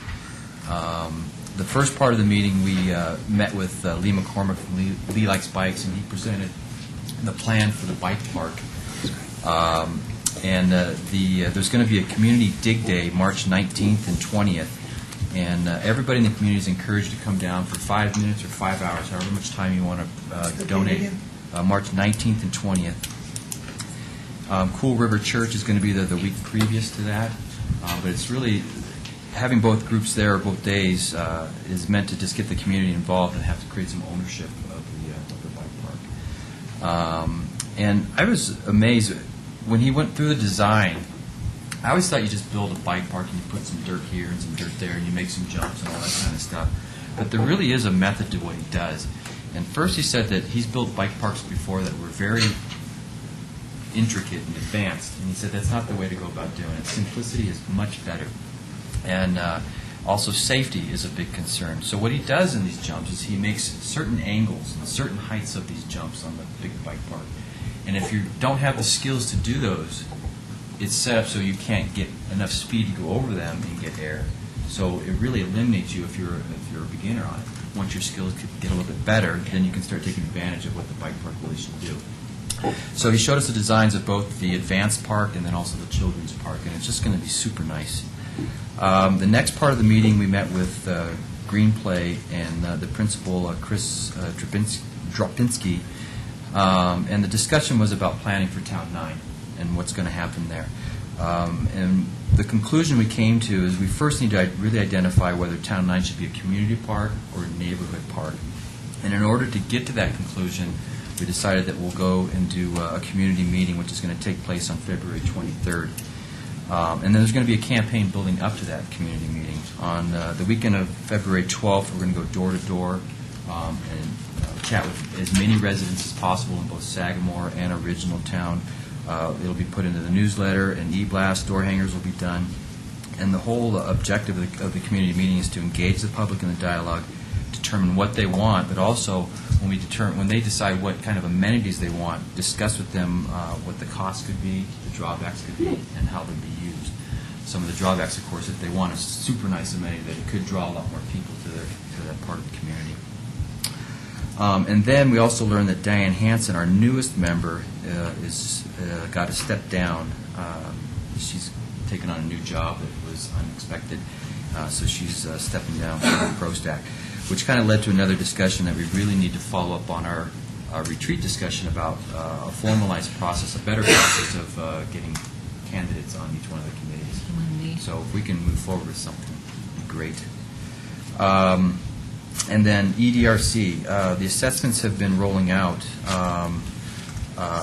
I've sent them out to town board members. Hopefully everybody will get a chance to fill them out. It's gone out to ProStack, the Planning Commission, some town staff, also to some of the chamber board members. I'm getting back some nice response, but I'm also building a nice list of potential people that will be on that committee. They're showing some interest. And then it was also brought to my attention that Trustee Skumetz had put together a survey and went out. And I'm wondering in the future if we can coordinate efforts when surveys and all that go out, just because I guess there were some questions on there about economic development, and it almost seemed kind of redundant to a certain degree. It's the same survey I've used for the last year and a half. Okay. Well, I was unaware of it, and when it came to my attention, it almost seemed like we weren't in sync. And I'd really like to see us that if the survey is going to go out from the board, that we all participate in it and know what's going to happen, what the audience is, how the information is going to be used, and what the response is. Because I'm certainly happy to do that, and I've done that. It's a resident survey. Okay. What was the response? It was a resident survey. I do outreach to residents. I think it's part of my job, prerogative, et cetera. A bunch of the questions on there for the last year and a half have been about business. Okay. Well, what I found, I was disappointed that I felt that I should have been informed, and I know that there's other board members that are working on other projects, that some of the same questions came up about those projects. So I just felt that it almost in a way seemed underhanded to me, and I felt that it was somewhat self-serving. So I would appreciate if we would, yes, I am. Well, before we get it back and forth about this particular issue, maybe the two of you could take that offline. Okay. And then Jefferson Parkway, I went down to the meeting in Arvada last week only to find out that it was postponed. And I had planned on attending the meeting this coming Thursday at 9:30. That's it. Okay. Anything from the town clerk? No. Interim town manager? Anything from you? No, unless there's questions. Well, I do have. If there's any questions on the digest, or Well, my only question is, so when's the next interchange committee meeting? I mean, I don't attend that. Did that March happen? 11th Okay. Who's on that committee? Who is the Joe town and manager? Elia. Okay. By then, you'll have the traffic Modeling done. Yeah, and actually, we'll be scheduling something prior to the 11th for us to meet and discuss. So The who, committee, or members. who went to that meeting? Just It was just staff. Oh, okay. It was the worker bees. Okay. So the next meeting for the elected officials, though, that's in March, is that what you said? Okay. All right, very good. Anything else? Yeah, as was in the digest, Calmonte First Tier Bank is now the owner of that property. And then I got a call from a group that's interested in the commercial piece soon after that action took place. But they're looking at more of a mixed-use type of project, and I wanted to just get the board's initial reaction. So there's 4 pads there in the commercial piece. 2 of them, they would like to do something of mixed use with retail, office, residential, and then the other 2 just strictly residential. I told them I didn't think that was going to work, but before they went any further with putting together concept designs and stuff like that, they wanted to get initial reaction. That was my initial reaction, was that probably wouldn't work. But We always invite anybody who would like to present anything at any time to present something to the board. And I'm not weighing in an official position one way or the other. As a resident, I'm somewhat skeptical. And then I got a voicemail this morning from Gary Brockman, who's with Yum Corporation, and he was just calling to let me know they're still interested, but in our site, not the marketplace. So I'll call them back and just have a conversation with them. But they continue to call. So just, could you describe, for anybody who might be watching or doesn't know who Yum might be, can you tell us? Yeah, what that is? Yum is the corporation that has the Taco Bell franchise, as well as Pizza Hut and Long John Silver's and KFC. And they're interested in coming to town. They're interested in coming to town, but they're specifically interested in the town's property that we own right in front of the Boulder Valley Ice facility. And we have had discussions with them about that site, as well as other sites in the marketplace, and we continue. Great, thank you. Anything else? Anything from the town attorney? Okay. That brings us to item number 5, public comment on consent agenda and non-agenda items. Hello, George. George Kuffner, 109 South 4th. I want to thank Deborah for the presentation. I was fortunate enough to see your speech that you gave the Boulder City Council on your presentation of the extension of the parkway, of how people felt about this. The only thing is, I wish you'd had more help from the board members of the town of Superior pertaining to this extension.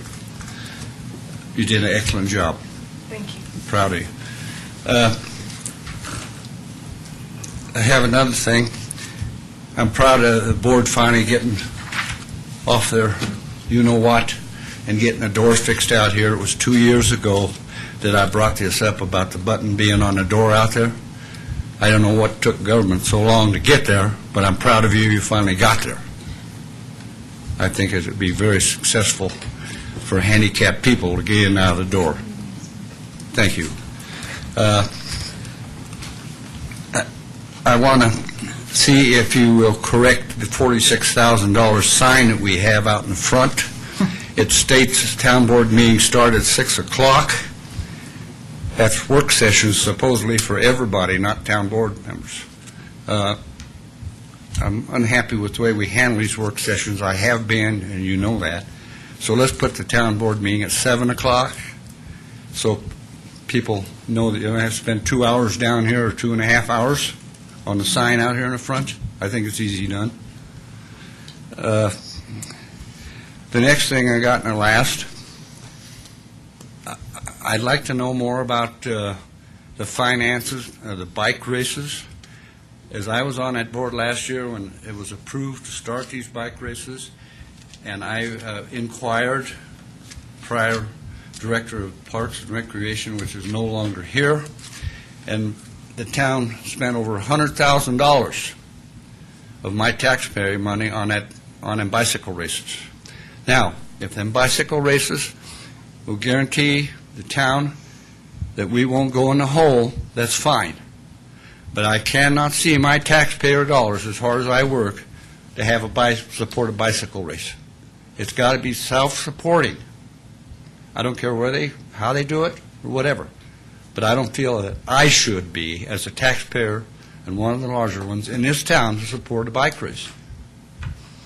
And secondly, I'd kind of like to ask how the race is going to be run through town. I did get some comments last year that we didn't particularly care about the bike races going through town. Why can't it not go down Marshall Road to McCaslin and straight south, instead of all the stopping the people going in and out of town over to there? I realize probably it's on account of a sales tax bite on this over here, but I'd give it some consideration because we do live here 365 days a year. Thank you very much. I suspect that if you have questions regarding that, I mean, we just had a prolonged conversation about that, but I suspect someone from Parks and Recreation would be happy to sit down with you and go over those details. Would you please let me know when you go so we know, because I never did get a definite answer last year of how much debt that we did go in, and I know it was over $100,000. So I would ask maybe the interim town manager, maybe you could have somebody from staff coordinate with Mr. Kuffner and go over those details with you. Thank you. Trustee Skumatz. And I just have a small comment. It's a small comment, but maybe you didn't recognize me, but I also spoke twice at that same meeting about the Jefferson Tollway. But anyway, maybe you didn't recognize me. Or maybe I didn't speak as eloquently as Trustee Williams. Anyway, thanks. Additional public comment on consent agenda and non-agenda items? Seeing none, that brings us to item number 6, presentations. We don't have any this evening, and that brings us to consent agenda. Remaining on the consent agenda is approval of the minutes of the January 10th, 2011 meeting, acceptance of the minutes of the Open Space Advisory Committee and Parks, Recreation, Open Space, and Trails Advisory Committee meetings, adoption of a resolution regarding public posting locations for the town, Superior Urban Renewal Authority, Superior McCaslin Interchange Metropolitan District, and Superior Metropolitan District Number 1, adoption of a resolution appointing the Open Space Advisory Committee member, final approval of an ordinance amending Section 10-8-50 of the Superior Municipal Code regarding possession of marijuana and marijuana concentrate, preliminary approval of an ordinance amending Chapter 6 of the Superior Municipal Code regarding business licenses and regulations, adoption of a resolution approving an agreement with all the details, and an adoption of a resolution approving an agreement with Western Disposal. Mayor, may I ask a Yes. question? Of course. The Town 9 meeting is in the minutes as February 15th, Chris, is that still current, or did you change that? That was the meeting, but then we changed it to the 23rd just because of timing to get the word out about the meeting and all that. According to Okay. schedules. So at the time, those minutes were done, it was correct. Can we put a friends in that says amended to Feb. 13 at XX meeting? Not into the minutes, but we could do it in these minutes for this meeting. Yeah. Okay, well, I just don't want people to start getting confused as to when that actually is going to be. That was my question. So, motion to approve. Trustee Skumatz is a second. Trustee Williams, further discussion regarding this? Phyllis? Pennington? Yes or no? Yes. Sorry. Aye. Williams? Yes. Cirelli? Yes. Gregorius? Oh, I'm sorry. Hanson? Yes. Muckle? Yes. Thank you. That motion carries. That brings us to what was item number E, adoption of a resolution approving the Seventh Amendment to the intergovernmental agreement with Boulder County for the collection of county use tax. Ms. Carver? Thank you, Your Honor. I asked that this be pulled. Thank you. Boy, I Honor, promoted to Your judge. Are you a lawyer? No, you can call me if that was right, sir. It's his honor. Okay. Thank you. Sorry. Anyway, this IGA, they got us the IGA rather late, and so we didn't want the obligation to collect the tax, to try to go back and collect the tax on any building permits that were already issued.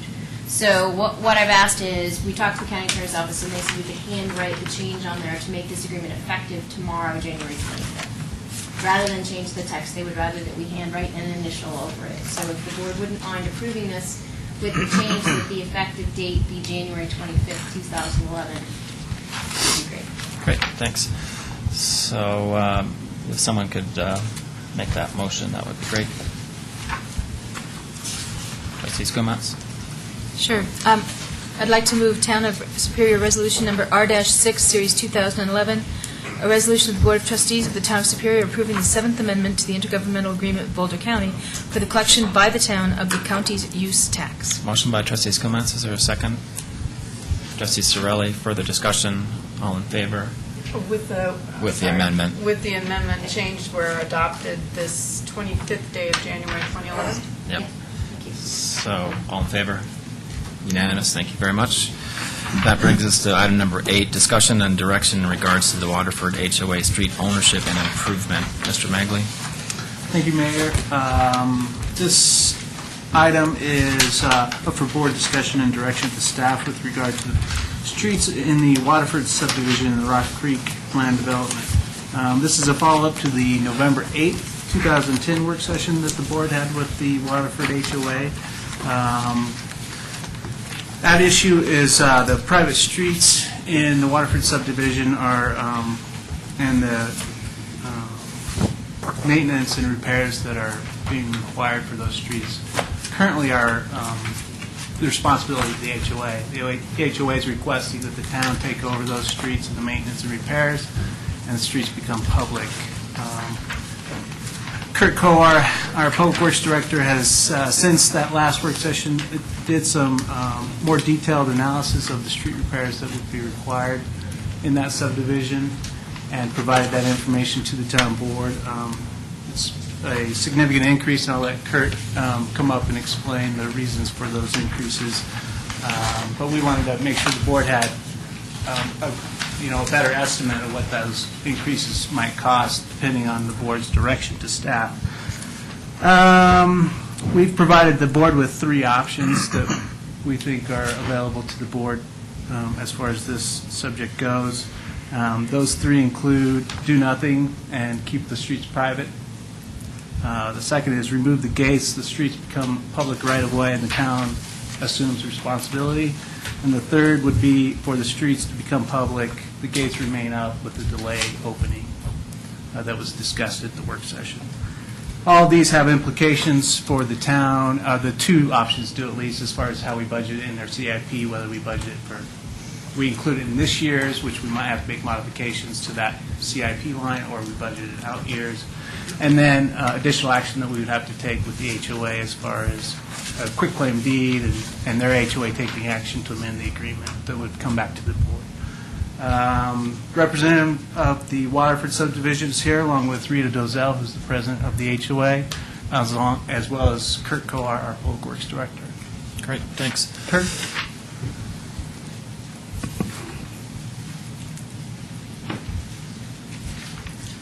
Good evening, Mayor and Board. Kurt Carr, Public Works Director.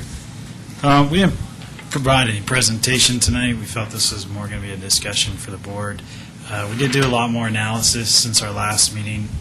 We actually sprayed up asphalt and concrete and took measurements and applied some numbers to that.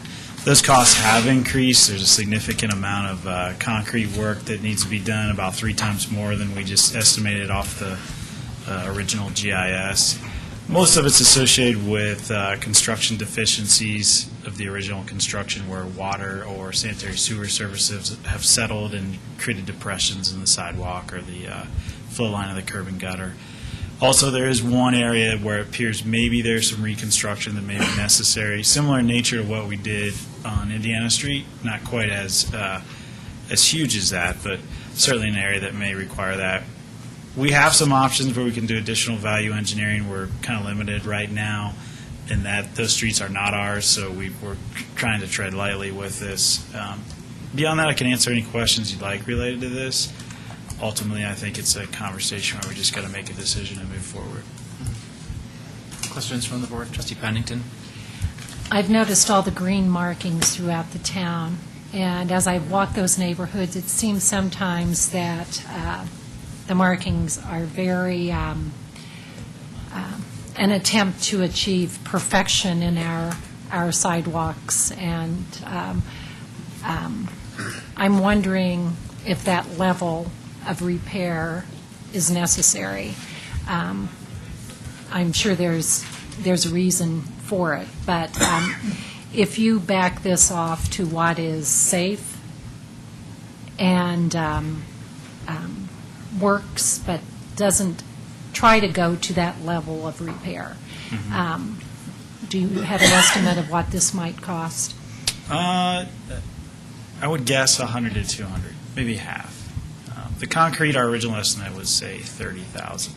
Now it looks like it's 75. Maybe you could cut, I don't know, half of that out of there, get that down to 50. We could do some value engineering and this reconstruct.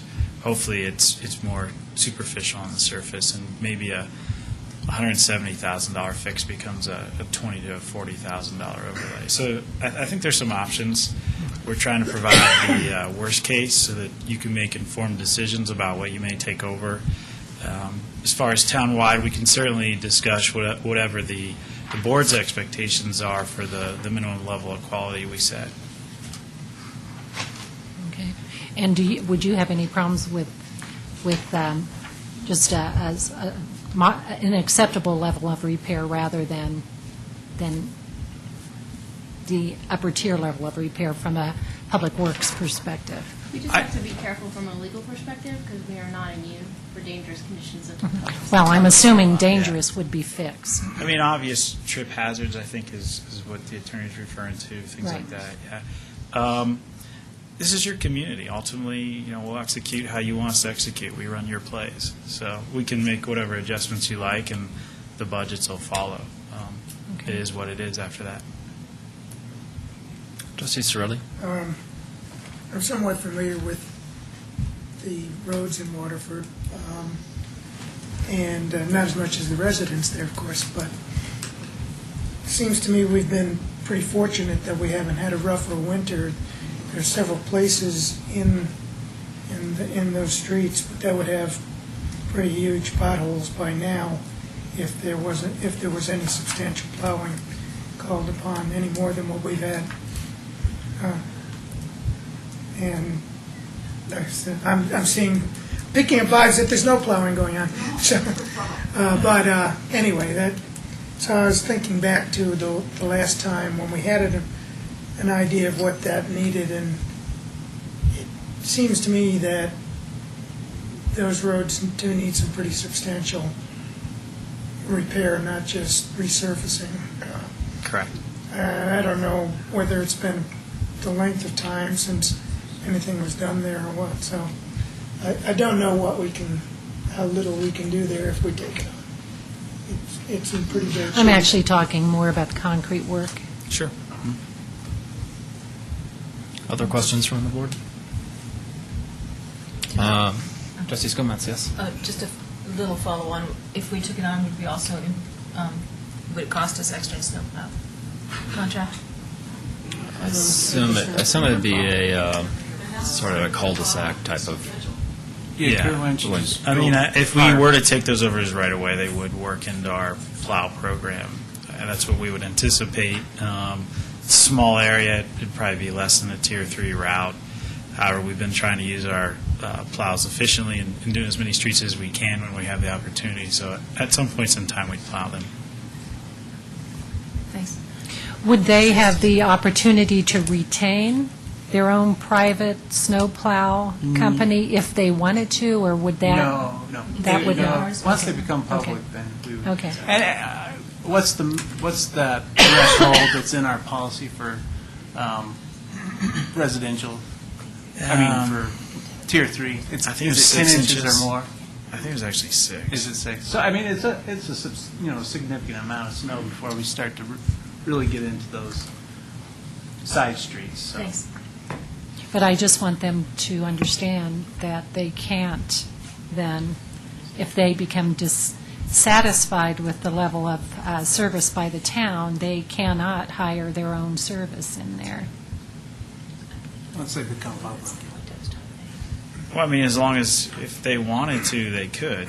There's nothing that would keep them from doing it. They could. Okay. You mean if it's I mean, we would public? still provide the service. I'm not saying we would. You mean if it's private, they still could? Right. If it's private, they Private, can. they If do it's whatever public, they- they cannot. Right. I mean, we don't have an. Do we? I'll let. Yeah. Yep. Okay, thank you. Any other questions from the board? Representatives from the HOA?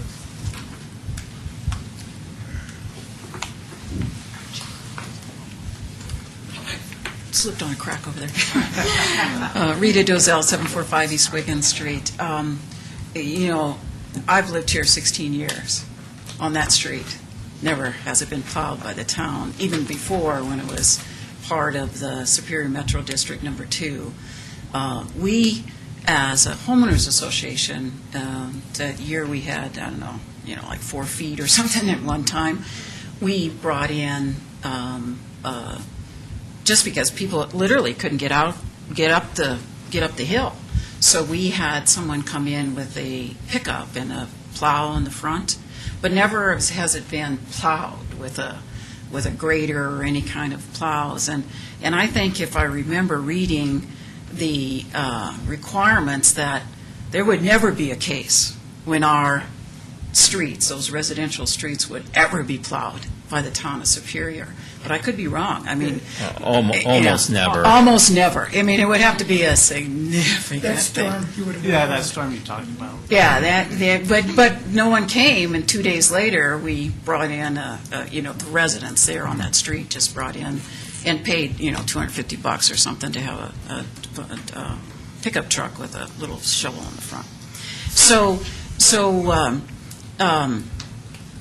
when I saw the new estimate for repairing the street, I'm thinking, wow, we must be going to pave it in gold or something, because that was a significant amount of money. Now, when I hear Kurt talk about the fact that it's a lot of the concrete work, I can understand that. But the concrete work it was always part of the curb and gutter system. I mean, in our minds, in my mind as a resident of the town of Superior. And there are, movements and shifts and things like that. So I don't know how much concrete costs these days, but it still seems like a significant amount of money to repair some of the concrete. And I was also kind of surprised and maybe a little bit dismayed when I saw all of the green fluorescent paint all over our streets. I mean, I'm sitting here going, wait a second. We're having this discussion, are they private, public, somewhere in between, in purgatory, or what are they? And now I came home one day and I thought, wow, every little crack and crevice has some green paint on it, and places that have green arrows pointing this way at something I don't even know what it is. So I know that there's repair required, but then it's natural repair due to the changes of the concrete and the movement of the soil and all that. But half of the streets, and there's actually 3 streets, Wiggins is the longest street, and then there's a cul-de-sac, Brandon Court, which isn't very long, and Wiley Court, which isn't very long. There's probably 6 houses on each of those 2 courts, or maybe 8. And then the remainder of the houses go on either side of Wiggins. So it's not very long. And, Trustee Sorelli, as you know, you run through there all the time.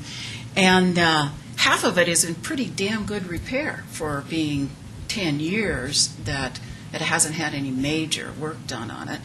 And the other half at the top level is really at areas where there's manhole covers, and there's a crack that goes all the way across the road through, and around and past that manhole cover.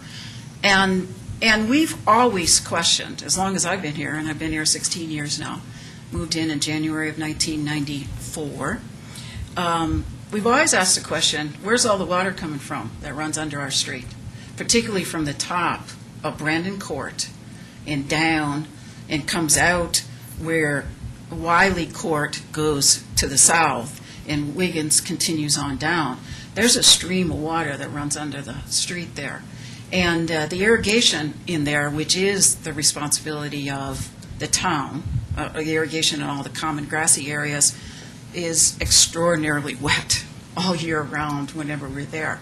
So when we talk about the repairs that need to be done, there's like 5 cracks that go across the highway from the top of Brandon Court on down that do need to be repaired. We need to do something about that. We, as a town, I would hope, we need to do something about that and include it in the maintenance. But we're not talking about repairing and digging up the whole thing. I mean, if someone's saying that, I'd have to go back and say, we better get another bid, because that bid was really high. And we've even said, we probably need to have somebody come look at it, because I just don't feel comfortable saying that we are expecting that all of us as residents of the town of Superior to take on this expense, which I think is outrageous. I mean, I think the bid is outrageous. I don't think it should cost that much, but that's another issue. We should get another bid, because if that's the bid, it's really high. But then to back up a little bit here is that I went through and I've got all the documents, and I'm sure, the attorney and town manager and stuff have all the documents too. And the only one that is clear and recorded appropriately with the county is the one dated December 31st, 1993, where the Superior Metro District took responsibility for all the common area within Waterford. And the reason they took responsibility for it is because it says right in here, item E, that the small number of residences in Waterford just didn't support the costs associated with having the Waterford residents maintain all of that common space. And the common space was multiple lots, as well as access to other open space and common area around the community, which was put in not by Waterford, but by the original developer. And also the original developer put a gate in there. And so then, but Superior Metro District took back all of those pieces, including Tract H, which is defined as the streets within. So then that was in 1990, December 31st, 1993, when Superior Metro District took back all of that common area. And then in October 1999, we went to Superior Metro District and said, we now would like to put back up our gate. And we received approval from the Metro District to do that without any changes to the common area. And then after that came the request, and I have the minutes or the board meeting agenda in June 12th of 2000, where we had to come before this board to say why we were going to put up the gate when we already had approval from the Metro District without the requirement to take on responsibility for the streets. So since that time, the June 12, 2000 here, where it was discussed by the board, which really didn't have any authority to have this discussion, about whether or not Waterford did or didn't have to have responsibility for the streets. Then a lot of things happened, and then in September or October 2nd of 2001, over a year later, a quitclaim deed was filed where we got back the streets. But that's really in violation of the original agreement we had with the Superior Metro District, which said the only way we could reclaim our common space is if we took it all in its entirety. And that's in this document here, and I know that the attorney has that document as well. So where we're at here is we're trying to resolve this situation, and we're here to do whatever documentation we need. If we need to do another quitclaim deed, we're here to do that. We're here also to make it be acceptable and right for everybody. We would like to maintain our gate. If we can do, and it works to do the delay, that would be acceptable, I'm sure, to my board. I mean, to not my board, but to my membership. I'd have to take it back to them, though, and ask them to approve it, because it would require 70% approval from all of the members to do that. But we really want to work this out with you all, and I think that if we can do, and we're almost close to, I think, being able to do that, but I just wanted to say that the cost seemed a little high to me. I think it's appropriate, though, that we be part of the overall ongoing maintenance. It doesn't all have to be done in the first year. I think we've had conversations about that individually with some of you. I don't see that there's, everything doesn't have to be done in the first year, so you do it in a planned way. And whatever we need to do to make this work within the town, because we are residents of the town of Superior, too, we want to do that, and we're here to mutually work out a solution that works for all of us. So I appreciate your time, and if you have any questions, I know my red light's been on for a while. So. Not to worry. Questions from the board or anybody else from Waterford would like to present regarding this particular issue? Can we reserve the right to ask some? You could. The board gets. Yeah, you don't have to reserve the right or anything. So it's your right. So yeah. So anybody who else would like to speak, this is the time. Thank you. Hi. And I'm one of those unfortunate. name and I'm sorry. Just Hi, for Sonia name Critton, and address. 685 East Wiggin Thanks. Street. I am a real estate agent. Have done BPOs for banks, appraisals, etc. Anyhow, I have a background in that. In talking with several other appraisers, in actually looking at an appraisal we got a month ago, the estimate is that we will devalue our property by over $100,000 by removing our gate. By being a gated community, which is the first line you'll see in any real estate transaction or advertisement for Waterford or other gated communities, that's the first sentence you'll see, prestigious gated community. It allows you to advertise in certain websites, and it also allows the appraiser to have your community or your lot be equivalent to a golf course or waterfront type lot. So I've been in conversation with Jen Mendez, county assessor.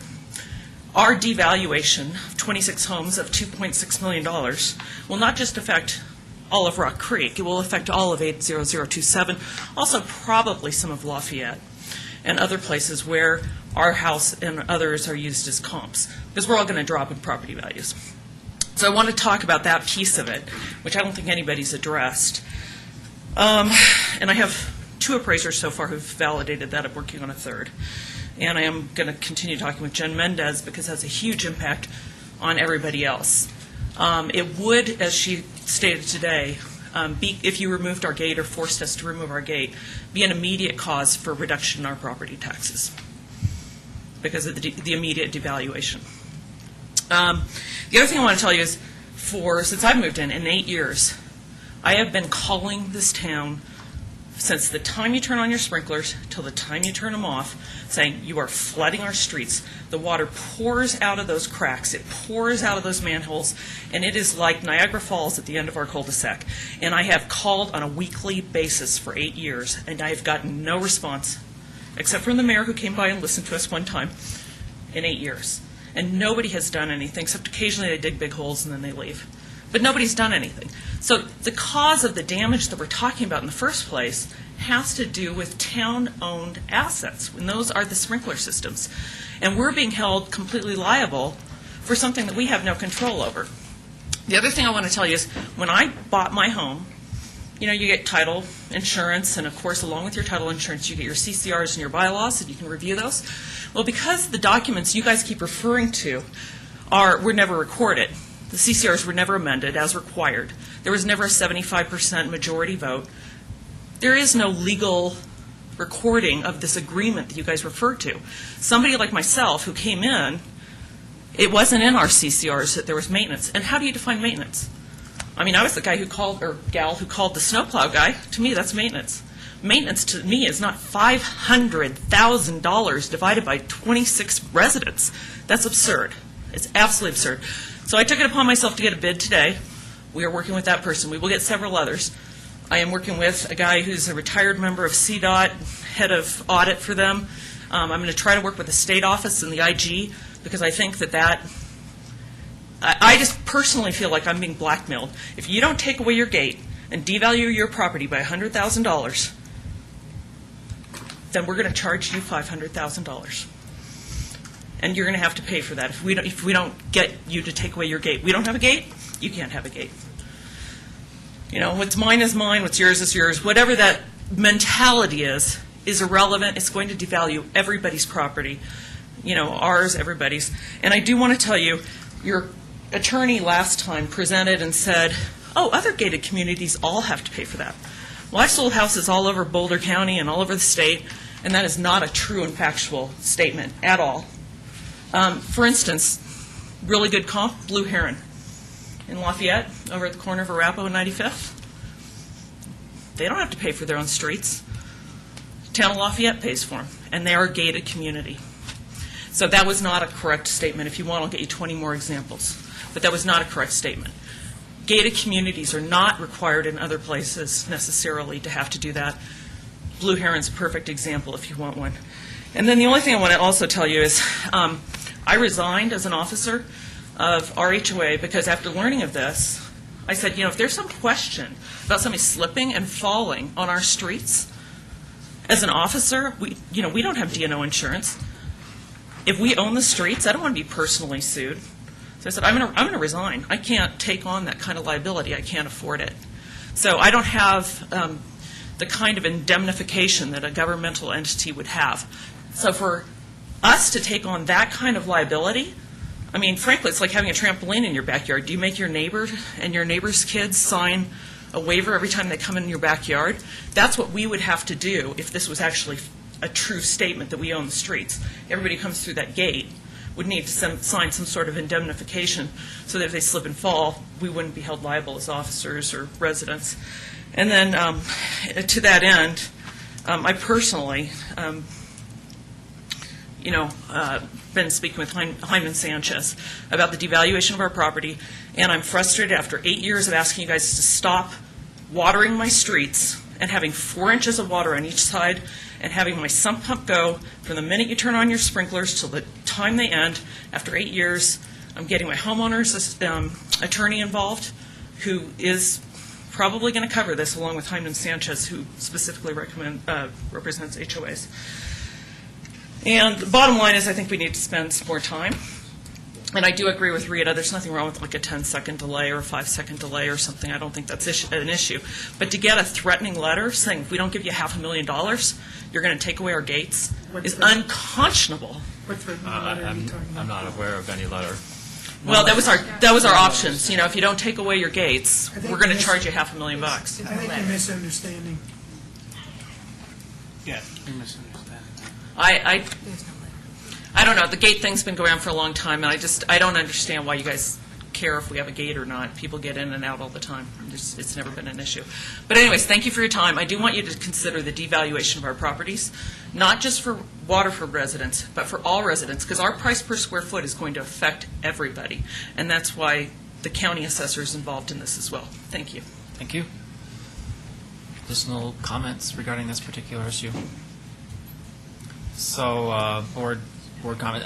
Basically, so just to summarize where we're at, currently the streets are private, and thus the HOA is currently responsible for it. the town could never tell you in its current configuration that, yeah, you have to update your streets. That's not our purview. That would be part of the HOA. I think that perhaps where this miscommunication is that this is kind of the ballpark figure that we're talking about for, improving the streets, and, maybe it's up or down. And also, to be clear, unless I'm wrong, there's no bids that have been associated with any of this. So there's no bids here. This is just an engineering estimate. So once again, I think the town manager has sort of stated kind of where we're at. The options are we could either keep it like it is, we could open the gates, which would make everything simple then for us, because then we could sell, it would be very clear cut, or if we can find some middle ground, and I'm not sure where the board is with any of those thoughts. I have one question about Trustee some of the Cirilli? information we Yep. got today. One of the points that was made was that certain federal funds would not be available for any private roads. And that brings into issue this gate and the timed opening. Where would that fit into all of that? I guess we'd be just guessing as to how that will be interpreted, but the thinking is if it opens after a time that it could be considered a public right-of-way. Did you have that discussion with them about the delay opening? I think it's a simple statement on the federal level that if it's gated, doesn't qualify. If it's a private, I don't think they delve road. into the details like that. It's a conversation, we could ask them though. Yeah, we could follow up on that. I mean, it's worth knowing. Yeah. Any other thoughts from the board? Just the way we left it last time, I thought that was a good solution, that if it was a time delay, that if you sat there for 15 seconds and it opened up, I thought that was reasonable. And I'm certainly not opposed to allowing them to keep their gate and we come up with a solution to fix their streets. I don't live there, so I have no skin in that game, so I have no problem with it at all. I think that's a good solution to have a delay. Trustee Williams? I echo Chris's comments, but I am wondering if the real issue, at least how I'm seeing this, is it clear who owns streets? No. Yes. No. It's quite Yes. clear. From our point of view, it is. From what? From our point of view. Yes. From a legal point of Yes. view? I Yes. mean, I can't. So what, you can, but none of us up here, well, not many of us up here are lawyers. Really, And that one having a matters. legal back and forth is probably not going to be productive, because we're all going to say, we're going to agree with the town's attorney. And if you have some other thoughts about that, then, Yeah, the only probably legal representation might be in order, but. Yeah, and I'm not a lawyer either, so I'm not here to debate that. It's just clear that it's unclear about what was the intent, and legal people don't really care about the intent as much as the letter of the law. But one thing that is clear from a legal perspective, that the option agreement to repurchase the common space within Waterford Estates, which is recorded with the county clerk, and was at December 31st, 1994, recorded in May 11th of 1990, December 31st, 1993, recorded May 11th, 1994. It says that the option agreement to repurchase any of this common space that had been sold to the Superior Metro District Number 2 required conditions to exercise this right that the Waterford Estates Homeowners Association had to repurchase, and there's very specific things that it requires.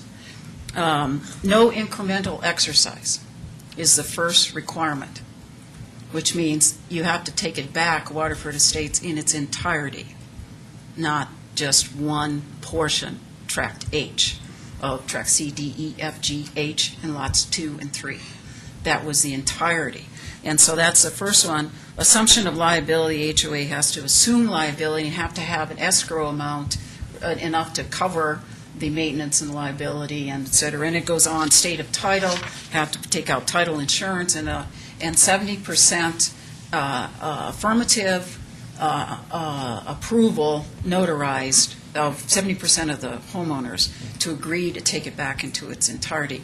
And those things weren't done in that way. So, again, I'm not a lawyer, but it seems like our option agreement to repurchase it wasn't followed, and it wasn't certified. So I'm not sure if we do, technically. We have a quitclaim deed that was filed with and recorded.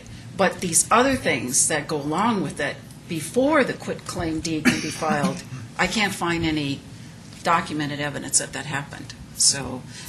But, it's not for me so much the legalities of it. It's more, let's figure out the right solution here for the residents of Waterfield as well as the town of Superior. Because we can be... It's clear legally, but you still have the same three options, whether it's clear or Right, unclear. right, exactly, right.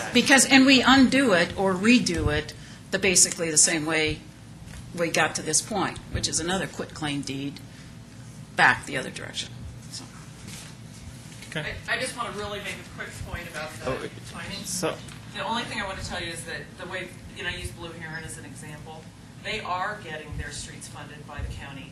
What they do is, during the day, it's a time delay. I'm sorry, it's a little out of order. If you want to make comments, it's fine, but you got to do it at the mic. Okay. Anyhow, you had asked a question before it wasn't answered regarding federal funding. I can get you lots of other examples, but Blue Heron's a really good one because it's here in the county. What they do is they have a time delay during the day, and then between 9 p.m. and 6 a.m., it is closed, and you have to have a code. And the residents do not have to pay for maintenance of their streets. So it's an example I think probably we could live with. But that question was asked, and I don't think anybody answered it, so that's all I wanted to do. Thank you. Thanks. So, yes, if there's other question, you have to be at the mic. Yeah, name and address if you would. We're a little informal here in the town of Superior. So. I've never spoken here, so I don't know the thanks procedure. for coming. So my name's Wendy Shefty. I'm at 700 East Wiggins. And I have a question. Maybe you're the city attorney? Yes. Is that correct? I just have a question. As far as liability goes, if we do own the streets and somebody does have some sort of injury, a runner or something falls because of a pothole, and they want to sue, who would they sue and what would happen? So I just want to preface this by saying you're not your attorney. This isn't official legal advice for the HOA. And if the attorney has some thoughts about that, feel free to share. They would sue the HOA. It would be the HOA. And maybe this is a question for Rita, but does the HOA have any kind of insurance for That I don't know. Okay. That's all. Great, thanks. So, okay. Additional public comments regarding this particular issue. So, further board discussion regarding this? I guess I'm going to preface this, what other further discussion we have is that it's really an unfortunate situation that we found ourselves in here. Richmond forming the districts, they were the districts, they wanted to give the HOA back the street so they, as the developer, didn't want to have to deal with it. This is all water under the bridge or down the street or however you want to look at it. But it's a terribly unfortunate situation that we were in because, clearly, at least in my mind, private street probably should be funded. That should be in your records that, when I'm buying a house, that I'm responsible for the street. Fantastic. Wasn't set up that way. But we can't do anything about that right now. So where we're at is trying to solve a problem. And I think that if it's purely a gated street that you can't get into unless you're a homeowner, I think that's private. So, I would have a hard time saying, the town can really pay much of anything for that. If it's open, it's then very clear cut. We take care of it. We do whatever plowing is done. We take care of all the expenses. I'm hoping, once again, that we can come to some middle ground about, partial funding, full funding, gate delays, whatever, and that's at least sort of where I'm trying to go with this. So, board thoughts regarding that? I think we've heard from Trustee Hanson, Trustee Strelly. I have a few thoughts. I've been here slightly longer than Rita, maybe 6 months longer. So, and I agree there's been nothing but confusion about the status. So I think, and why I'm saying this is because we do have some private streets in town that have been and have always been very clear that they were private streets, and I have some concern, and I don't want this discussion to affect what the expectations are regarding those streets. They were always from the get-go planned to be private. This in the Metropolitan District in Richmond, it has been confusing. The gate was up, it was down, it was up again. There was a little driveway that you had to go around at one time to get in there, just to run through. That gate came down. I think that's always been part of Rock Creek. I guess it's it's a separate homeowners association, but I've always felt it was part of Rock Creek. So I'd like to work to accommodate this situation. That means, though, if we were to work at an agreement where this was a public street that had a gate that opened sometimes but not other times, that means the HOA doesn't have the right to go get their own bids for roads and things like that. You're part of what we do. And although you're a taxpayer in town, you have a right to come down here and complain as any other taxpayer. So I'd like that to be clear. You're not going to have it both ways. I personally would like to see an accommodation worked out, such as what you're talking about, Mayor, and that is, the one I have in mind is the same as what Trustee Hanson mentioned of a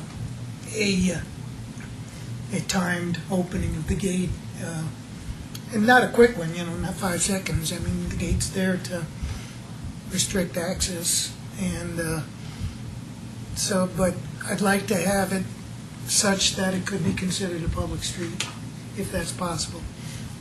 Okay. And I think the issue is our town code is one of the things says we don't have gated streets in town. And so, regardless of what anybody else is doing, that's our town code. Trustee Pennington? I'm in agreement with what you said, Joe, and what Chris said. What is the value of having a separate HOA if all the common areas are then town-owned? What purposes does the Waterford HOA serve? The gate code. I'm going to recommend that we disband the HOA as soon as you tell me you're going to take over responsibility for the streets. Because the HOA was there from 1991 when Richmond had this grand scheme, as both the mayor and the trustee have talked about. None of us here created this. We didn't create this gated community of Waterford. It was Richmond's grand scheme. So in order for Richmond then to say there's this gated community within Rock Creek, which was part of the town of Superior, and in 1991 I came to the Parade of Homes here when there was 4 houses up in Waterford and like 6 down on the other side of Purple Park. That was it. Nothing else. I don't know, Trustee Sorelli, if you, But I came here, I lived in Arizona at the time, and I said, when I come back to Colorado, the 3rd time I moved back here to the state, and the last time, I'm never going to go away again, the 3rd time I come back here, I'm going to live here in Superior. Because I loved what the Parade of Home looked like and the vision for the town. There was only 4 houses on Waterford, in Brandon Court, and 6 or 8 on the other side of Purple Park. And so then, and it was advertised by Richmond as a gated community in order to bring up the level of advertising and the view of people wanting to move into Rock Creek here as part of the town of Superior. So, and then, my husband and I said, when we come back, we're going to build right up here on this ridge. We're going to have a view of Long's Peak, and we're going to love it, and we do. This is the 2nd house I've lived in on Wiggins. And so when we came here, then the very confusing thing when we bought our house, the first house, was you not only have one homeowners association, Rock Creek, but you have 2. So we all have to follow and are part of 2 homeowners associations. And the reason Waterford was there was because the common area was within Waterford and the responsibility for a homeowners association. But when I moved here, January of 1994, was like a week after they signed the agreement with the Superior Metro District, December 31st, 1993, to take over the common area. So I never could understand why there's a Waterford Homeowners Association. Do you pay into the Rock Creek HOA? Oh, absolutely. They The do. same thing you do. So, yeah, I mean, I think the answer to your question is that because of the gate maintenance, the architectural features going into water. That's it, the stonework at the front and and the probably the mailbox fencing. kiosk, yeah. About the fence, the Superior Metro District took over the fence, so we don't have the responsibility for the fence. They took that over, and that's in it documented too. We don't do anything with the fence, because it's part of, it's on the common area that's, you know, Okay. so it's part of that. So now where we're at is, there's no reason, you know, now, we can maintain the mailbox kiosk, and the gate, but without a Waterford Homeowners Association. I mean, I'm willing to do that. Well, if we have to, you know, that's probably the only reason we keep it, is to maintain the gate. That's the only reason it's there now, is for us to be able to assess, to pay for maintenance on the gate and the mailbox kiosk. You know, Well, it's a little good building. point, though. Somebody has to maintain that. So, Well, yeah, if we you keep know, it, then that's the only reason that it would be Yeah, it there. is a You good know, point. it almost gets to a point where, you know, because filing all of the reports and the taxes and all that is just kind of, you know, I'll We'll save happily give that to someone that else for to a do. later discussion. But the second point I have is, has anybody present here today on town staff looked into this constant water problem? It doesn't take much to convince me that water's causing the road damage or is a primary contributor. What are your thoughts on that water problem? Public Works Director? By the way, it comes down to Carville as well. I think town-wide, there's a water problem. I don't think it's necessarily all irrigation. I think it's a Is it combination of natural, or is irrigation. it It's a combination of irrigation and being close to the bedrock. It's kind of like Irrigation steps it up. And the It's like park a- staff has gone out and shut off the irrigation at certain times to see the effect. And yeah, we've looked at it. Yeah, I think the streets have degraded in a fashion similar to other streets in Superior. It's a function of age and weather and environment. There are some soft spots, not huge ones, that could be moisture problems, but overall, it's a function of the age of the streets. But this does tie into our landscape maintenance and our water costs and all that. It does seem to me that this is not the only area in town that is drenched by the sprinkler system. The common space behind Torrey's Peak as well, that strip of green space near my home, is constantly just drenched. And so I just, totally different subject, but as we try to go green and be conservation-oriented, it seems like our use of water, wise use of water, should be at the top of the list or near the top. Correct. And I'm going to, sorry, I'm going to comment on, we did a test in our backyard. We were drenched. And we did a test and turned off our water for 2 weeks. And it was still incredibly green and just marsh, like literally just walking on a marsh.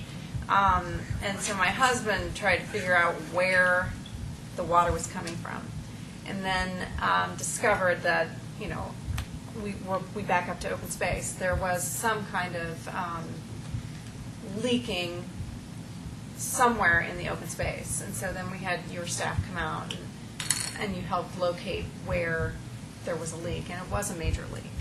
I'm wondering if we could do some kind of test in this area by shutting off the water to that entire area and then seeing where the patterns are of green grass and dead grass. I mean, that's the only way we figured it out, and that was the only way that town staff was able to figure it out with us, to determine where this particular leak was. Source. Yes, we are planning on doing leak testing in the Waterford area as part of the overall 2011 street program. So if we incorporated that into the street program, we would do leak testing, And or we could do it separate. I'll forward to, and the Parks Department has Did that last year. been out there and looked at the irrigation, and I can forward that information to the board as well.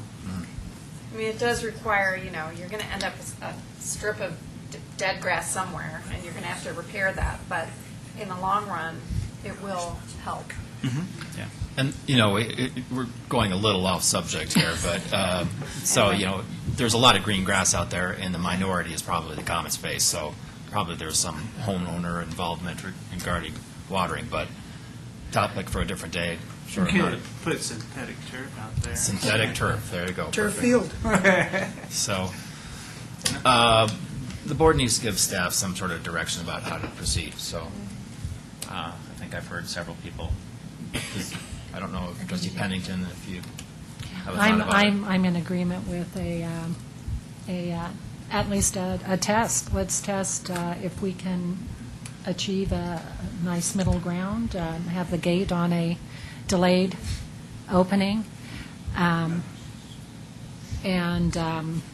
I guess we both have to go in it with a good faith effort, and if problems arise, we have to agree to work them out. Trustee Skomas, do you have thoughts about this? I guess I'm confused about what the middle ground would be from, I'm guessing that the middle, so I agree with Mayor Muckle. If it's gated, it's clear. If it's not gated, it's completely clear. The middle ground, are you talking about coming to agreement, meaning what the sharing of funds, of payments would be? No. No, my middle ground is a delayed, it is not, there's a delayed opening of some increment, 10 seconds, sounds good to me for right now, that anybody has access to that community with delayed opening gates. In other words, With no payment? preserving the fact that it's a gated community, but yet it is public. We have the service. visual gates, but functionally, we have public access. So a quick claim deed back. Right. That would So that the streets would come back to the HOA would have to remain in existence for the architectural monuments and the gate and the mailboxes, and that the street would become a public street. Well, certainly, they could talk to Rock Creek HOA and see if they can work out an accommodation on those elements as well, but that doesn't involve us. Yeah, the town should. Well, Yeah, sort of that's involves some of us. Right. So. Well, that could be true. So, I think I hear general consensus. We're not going to solve this issue tonight. What I guess I'd say is that if the interim town manager, you're going to say something Well, I here. was going to ask if you wanted to vote on the direction. Do you want to? I think we have the votes. All right. And this is at no cost to the HOA. That's what I'm asking. I thought that there was a cost to the HOA. And one of the other questions, because the gate remains, one question I had about hate to be the bad guy, but got to ask these questions. So I heard a description of another HOA that had some arrangement where the roads are public, but they had a gate. Is that legal? Sure, I mean, Okay. yes, it is. I mean, if Just- we have, just if we asking have because of this- access, yes. We because need to of have this- we need to have 24-hour access to those streets if those streets are to be public. But they said there wasn't 24-hour access, and that's why I asked the question. That's in Blue Heron. That's not That's us. the one I asked.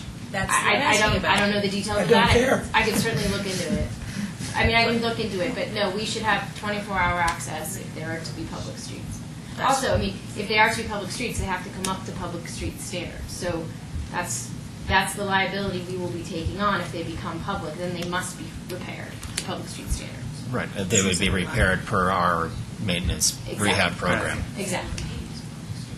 So, Seems like a very I- expensive change, and yet it seems like a barrier to community. the middle ground I'm hearing is Some sort of time delay. It would Right. have to be 24-hour access and I public think- streets. Yeah, and then the HOA would have to, I guess they have some rules about how they have to proceed regarding that. So I think that's kind of what I'm hearing. Is that May I add fair one more assessment? consideration? Yes. Would respectfully request to know what the schedule expectation is of this year or next year or a future year. I don't think there's any expected schedule. I mean, I'd like to come up with solve the We'll come up policy. with a plan. Solve Okay. the policy problem first, and then, so there's no expectation about how to proceed after that. Okay. We just need to solve the big policy problem first. Okay. And I got the impression from the residents that they're not in a hurry to have them repaired. Yeah, So- we're okay with that too. I'm. And let's find that water problem I guess before what I we want to throw any clarify, we are asphalt within at it. a couple weeks of putting out our 2011 program to bid, so it's safe to say this would not take place this year. I just want to make that clear. Sounds probably fair. I have another Trustees question. comments? It follows from the policy then. Yes. So what stops Hillcrest or some other place putting up a gate that, that opens periodically when, and all that sort of thing? And That is the question. I think it's a really important question It is. personally. And I have a problem with this. So. Yeah. No, that's Right now, your that's code- very fair. Your code says gated developments are prohibited unless approved by the board. So they would have to go through the process, subdivision would have to go through the process to. Yeah. And there's private streets now that we're not paying for, and I think Trustee Sorelli discussed that, that we were not picking up the tab for that either. So, I mean, it's a very unfortunate situation that we find ourselves in because it's, but it is what it is. So I would say the plan would be that direct staff to come up with some, work out an agreement with the HOA that's mutually satisfactory, given the parameters that the board has discussed tonight, and bring it back for the HOA approval and the town board approval at another date. Does that sound fair? And that would be that we would pay for the streets to be repaired. We But would. the gate would have to be accessible at the time delay. Right. We would take over the streets. Not only would we repair them, they would be ours, and we would do whatever maintenance we felt was appropriate at a time that we felt was appropriate. So, okay. Can I ask one more question? Of course, Trustee Williams. Oh, I saw the look on your face. Oh dear, oh dear. Is she going to open up a can of worms or what? And I might. I'm just curious. With Saddlebrook, Horizon, Summit, and the Ridge, have they ever repaired any of their streets to date? Well, Some they're all has. private, they're all responsible. Right, for I maintenance. understand that. Horizons just did theirs last summer. Okay. And, yeah, but I don't know for sure about the Ridge or Saddlebrook or the Summit. Well, the Summit has. It was part of that settlement agreement, so they just did theirs last summer as well. And do they have clear legal documentation that states their streets are private? Yeah, there's a sign in the front of their entryway that it's a private And street. it's part of their approved plan development. It's on there. On each and every one of these that we're just Huh? talking about? Okay. Yep. All right. See? No can of worms. We're good. All right, so I think we can move on from that. Thanks, everybody, for coming down and talking about this. I'm hoping that we can come up with some mutually satisfactory agreement, so.